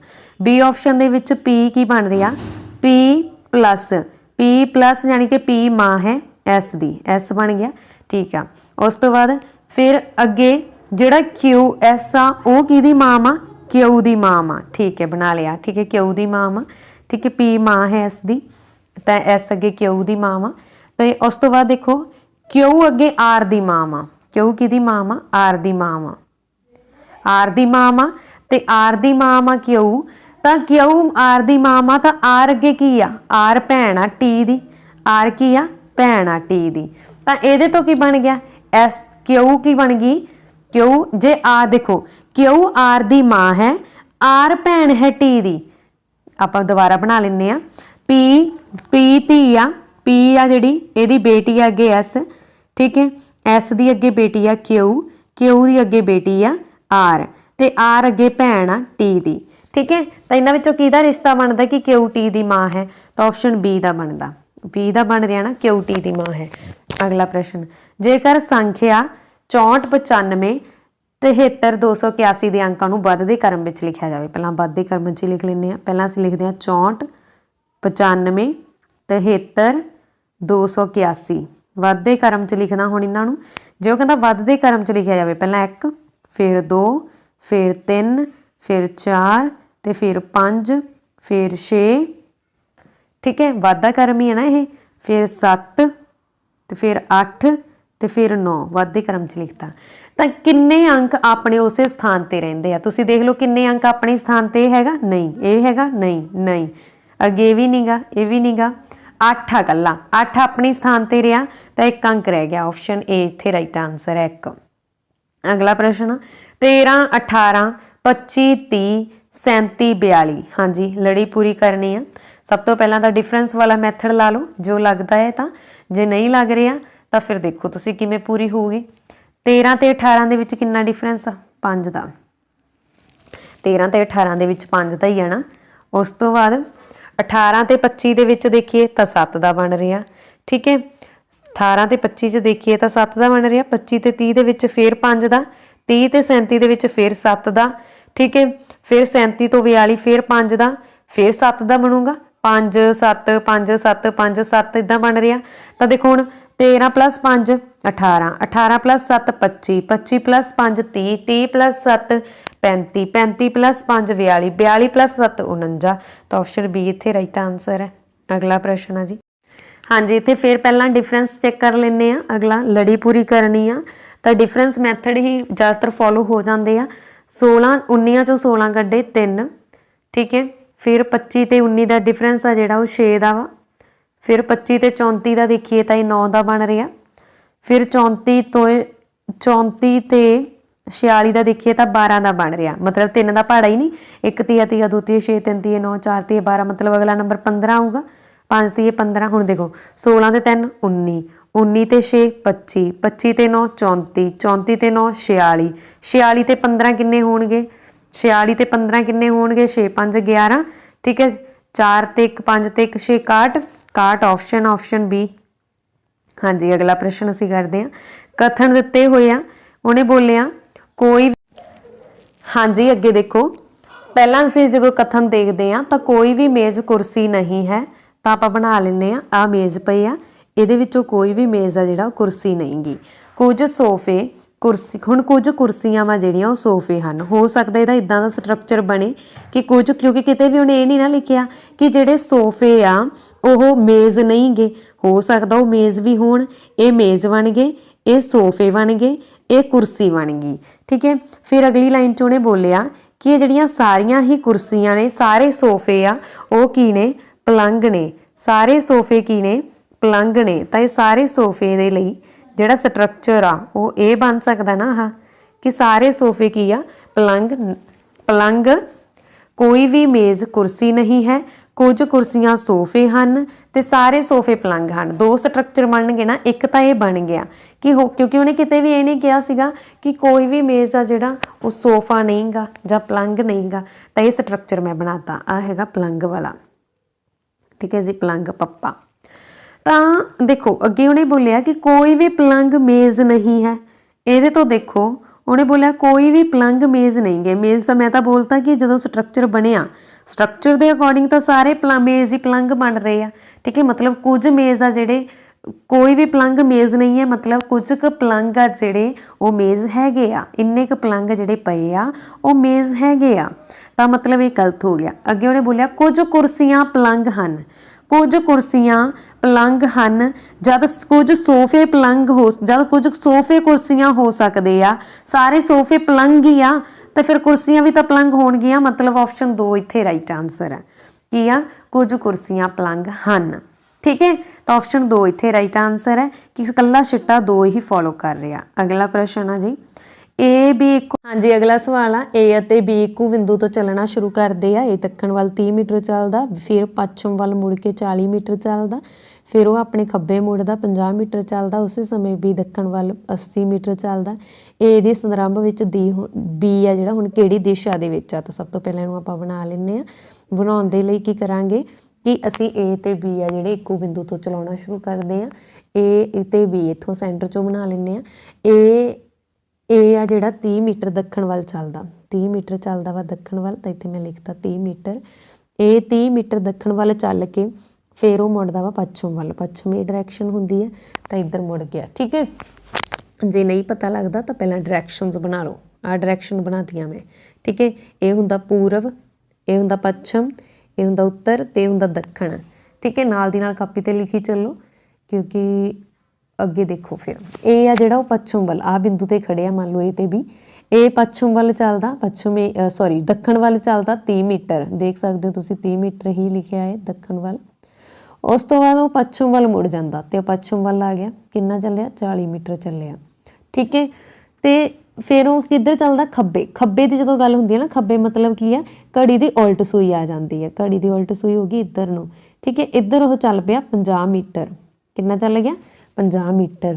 ਉਸੇ ਸਮੇਂ ਬੀ ਦੱਖਣ ਵੱਲ ਨੂੰ 80 ਮੀਟਰ ਚੱਲ ਪਿਆ। ਉਸੇ ਸਮੇਂ ਬੀ ਦੱਖਣ ਵੱਲ ਨੂੰ 80 ਚੱਲ ਗਿਆ, ਠੀਕ ਹੈ। 80 ਚੱਲ ਗਿਆ, ਬੀ ਇੱਥੋਂ ਲੈ ਕੇ ਇੱਥੇ ਤੱਕ 80 ਆ ਗਿਆ, ਠੀਕ ਹੈ। ਹੁਣ ਬੀ 80 ਚੱਲ ਗਿਆ, 30 ਤਾਂ ਇਹੀ ਸੀਗਾ, 30 ਤਾਂ ਆਹੀ ਹੋ ਗਿਆ, ਏ ਵਾਲਾ ਚੱਲਿਆ 80 ਆ ਗਿਆ, ਠੀਕ ਹੈ। ਹੁਣ ਉਹਨੇ ਬੋਲਿਆ ਕਿ ਏ ਦੀ ਸਥਿਤੀ ਦੇ ਸੰਰੰਭ ਵਿੱਚ ਬੀ ਹੁਣ ਕਿੱਥੇ ਹੈ? ਹਾਂਜੀ, ਏ ਤਾਂ ਆ ਖੜਾ ਵਾ। ਏ ਦੀ ਸਥਿਤੀ ਦੇ ਵਿੱਚ ਬੀ ਕਿੱਧਰ ਆ? ਏ ਦੀ ਸਥਿਤੀ ਵਿੱਚ ਬੀ ਪੂਰਬ ਹੀ ਹੋਇਆ ਨਾ, ਬੀ ਪੂਰਬ ਵੱਲ ਨੂੰ ਆ। ਏ ਇੱਥੇ ਖੜਾ, ਏ ਦੀ ਸਥਿਤੀ ਦੇ ਵਿੱਚ ਬੀ ਪੂਰਬ ਵੱਲ ਨੂੰ ਹੋ ਗਿਆ ਨਾ, ਇੱਧਰ ਨੂੰ ਆ। ਤੇ ਕਿੰਨੀ ਕਿਲੋਮੀਟਰ ਆ? ਇਹ ਆਇਤ ਬਣ ਰਿਹਾ ਨਾ, ਆਇਤ ਦੀਆਂ ਆਮੋ ਸਾਹਮਣੇ ਦੀਆਂ ਭੁਜਾਵਾਂ ਬਰਾਬਰ ਹੁੰਦੀਆਂ। ਇਹ 30 ਆ, ਇਹ 30 ਆ। ਇੱਕ ਮਿੰਟ ਸਮਝਾਉਣੀ ਆ ਕਿ ਇਹ 30 ਆ, ਠੀਕ ਹੈ। ਆ 30 ਸੀਗਾ, 80 ਚੋਂ 30 ਕੱਢੇ 50, ਆ ਵੀ 50 ਆ ਗਿਆ, 40, ਤੇ ਇੱਥੇ 40 ਹੋ ਗਿਆ। 40 ਮੀਟਰ ਦੂਰ ਆ ਬੀ ਤੋਂ, ਪਰ ਬੀ ਏ ਆ ਜਿਹੜਾ ਉਹ ਬੀ ਏ ਦੇ ਪੂਰਬ ਵੱਲ ਆ ਬੀ, ਠੀਕ ਹੈ। ਬੀ ਏ ਦੇ ਪੂਰਬ ਵੱਲ ਆ, ਬੀ ਏ ਦੇ ਪੂਰਬ ਵੱਲ 40 ਮੀਟਰ ਹੈ। ਤਾਂ ਇੱਥੋਂ ਕਿਹੜੀ ਆਪਸ਼ਨ ਬਣ ਰਹੀ ਆ? ਕਿਉਂਕਿ ਇਹਦੇ ਪੂਰਬ ਵੱਲ ਹੀ ਹੈ ਨਾ, ਇਹਦੇ ਪੂਰਬ ਵੱਲ ਆਪਸ਼ਨ ਇੱਥੇ ਡੀ ਬਣ ਰਹੀ ਹੈ, ਠੀਕ ਹੈ ਜੀ। ਅਗਲਾ ਪ੍ਰਸ਼ਨ ਆ, ਰਮਨੀਕ ਜਮਾਤ, ਹਾਂਜੀ ਰਮਨੀਕ ਜਮਾਤ ਵਿੱਚੋਂ ਖੱਬੇ ਤੋਂ 17ਵੇਂ ਨੰਬਰ ਤੇ ਆ। ਇੱਥੇ 17 ਵਾ, ਫਿਰ ਆਪਸ਼ਨ ਵੀ ਸਹੀ ਮਿਲੂਗੀ ਕਿਉਂਕਿ ਇੱਥੇ 17 ਦੇ ਹਿਸਾਬ ਨਾਲ ਸਮ ਪਾਇਆ ਹੋਇਆ। ਰਮਨੀਕ ਜਮਾਤ ਵਿੱਚ ਖੱਬੇ ਤੋਂ 17ਵੇਂ ਸਥਾਨ ਤੇ ਆ, ਸੱਜੇ ਤੋਂ 49ਵੇਂ ਸਥਾਨ ਤੇ ਆ। ਤਾਂ ਜਮਾਤ ਵਿੱਚ ਕੁੱਲ ਕਿੰਨੇ ਵਿਦਿਆਰਥੀ ਆ? ਹਾਂਜੀ ਦੇਖੋ, ਹੁਣ ਜਦੋਂ ਵੀ ਇੱਕ ਬੰਦੇ ਦੀ ਗੱਲ ਹੋ ਜੇ ਨਾ ਆਰਡਰ ਰੈਂਕਿੰਗ ਦੇ ਵਿੱਚ, ਉਹਨੂੰ ਤੁਸੀਂ ਸੈਂਟਰ 'ਚ ਮੰਨ ਲਓ। ਜੋ ਖੱਬੇ ਤੋਂ 17ਵੇਂ ਨੰਬਰ ਤੇ ਆ ਤਾਂ ਉਹਦੇ ਤੋਂ ਪਹਿਲਾਂ 16 ਬੱਚੇ ਹੋਣਗੇ। ਜੇ ਉਹ ਸੱਜੇ ਤੋਂ 49ਵੇਂ ਸਥਾਨ ਤੇ ਆ ਤਾਂ ਮਤਲਬ ਉਹਦੇ ਤੋਂ ਬਾਅਦ 48 ਬੱਚੇ ਹੋਣਗੇ, ਹੈ ਨਾ। ਇਹੀ ਬਣਿਆ ਨਾ। ਖੱਬੇ ਤੋਂ ਉਹ ਦਿਖ ਰਿਹਾ ਵਾ 16ਵੇਂ ਸਥਾਨ ਤੇ, 17ਵੇਂ ਤੇ, ਮਤਲਬ ਉਹ ਤੋਂ ਪਹਿਲਾਂ 16 ਹੋਣਗੇ। ਸੱਜੇ ਤੋਂ ਦਿਖ ਰਿਹਾ 49ਵੇਂ ਤੇ, ਮਤਲਬ ਉਹ ਤੋਂ ਪਹਿਲਾਂ 48 ਹੋਣਗੇ, ਠੀਕ ਹੈ ਜੀ। ਤਾਂ ਹੁਣ ਕਰ ਲਓ ਇਹ ਟੋਟਲ ਕਿੰਨਾ ਵਾ, ਸਾਰੇ ਜੋੜ ਲਓ। ਮੈਂ ਪਹਿਲਾਂ ਹੀ ਪਲੱਸ ਪਾਇਆ ਸੀ। ਤਾਂ ਜਮਾਤ ਵਿੱਚ ਟੋਟਲ ਕਿੰਨੇ ਵਿਦਿਆਰਥੀ ਆ? 48 + 1 49, 49 ਪਲੱਸ 16 ਕਰੋਗੇ 65 ਤਾਂ ਜਮਾਤ ਵਿੱਚ ਟੋਟਲ 65 ਵਿਦਿਆਰਥੀ ਆ। ਆਪਸ਼ਨ ਬੀ ਇੱਥੇ ਰਾਈਟ ਆਨਸਰ ਹੈ। ਠੀਕ ਹੈ ਜੀ। ਹਾਂਜੀ, ਇਸ ਦੇ ਨਾਲ ਸਾਡੀ ਅੱਜ ਦੀ ਇਹ ਵੀਡੀਓ ਖਤਮ ਹੁੰਦੀ ਹੈ। ਇਸ ਮੌਕ ਟੈਸਟ ਦੇ ਵਿੱਚੋਂ ਤੁਹਾਡੇ ਕਿੰਨੇ ਨੰਬਰ ਆਏ ਇਹ ਜ਼ਰੂਰ ਤੁਸੀਂ ਕਮੈਂਟ ਬਾਕਸ ਦੇ ਵਿੱਚ ਦੱਸਣਾ, ਤੇ ਵੀਡੀਓ ਤੁਹਾਨੂੰ ਕਿਸ ਤਰ੍ਹਾਂ ਦੀ ਲੱਗੀ ਇਹ ਵੀ ਜ਼ਰੂਰ ਕਮੈਂਟ ਬਾਕਸ ਦੇ ਵਿੱਚ ਦੱਸਣਾ। ਠੀਕ ਹੈ ਜੀ। ਤਾਂ ਜ਼ਰੂਰ ਦੱਸਣਾ ਤਾਂ ਜੋ ਮੈਂ ਅੰਦਾਜ਼ਾ ਲਗਾ ਸਕਾਂ ਕਿ ਮੈਨੂੰ ਤਿਆਰੀ ਆ ਜਿਹੜੀ ਕਿੰਨੀ ਕੁ ਡੂੰਘਾਈ ਦੇ ਵਿੱਚ ਕਰਾਉਣੀ ਚਾਹੀਦੀ ਆ। ਤਾਂ ਹਾਂਜੀ, ਵੀਡੀਓ ਨੂੰ ਦੇਖਣ ਲਈ ਤੁਹਾਡਾ ਬਹੁਤ-ਬਹੁਤ ਧੰਨਵਾਦ। ਜੇਕਰ ਤੁਹਾਨੂੰ ਕਲਾਸ ਚੰਗੀ ਲੱਗੀ ਹੈ ਤਾਂ ਪਲੀਜ਼ ਇਸ ਨੂੰ ਵੱਧ ਤੋਂ ਵੱਧ ਸ਼ੇਅਰ ਕਰ ਦਿੱਤਾ ਜਾਵੇ।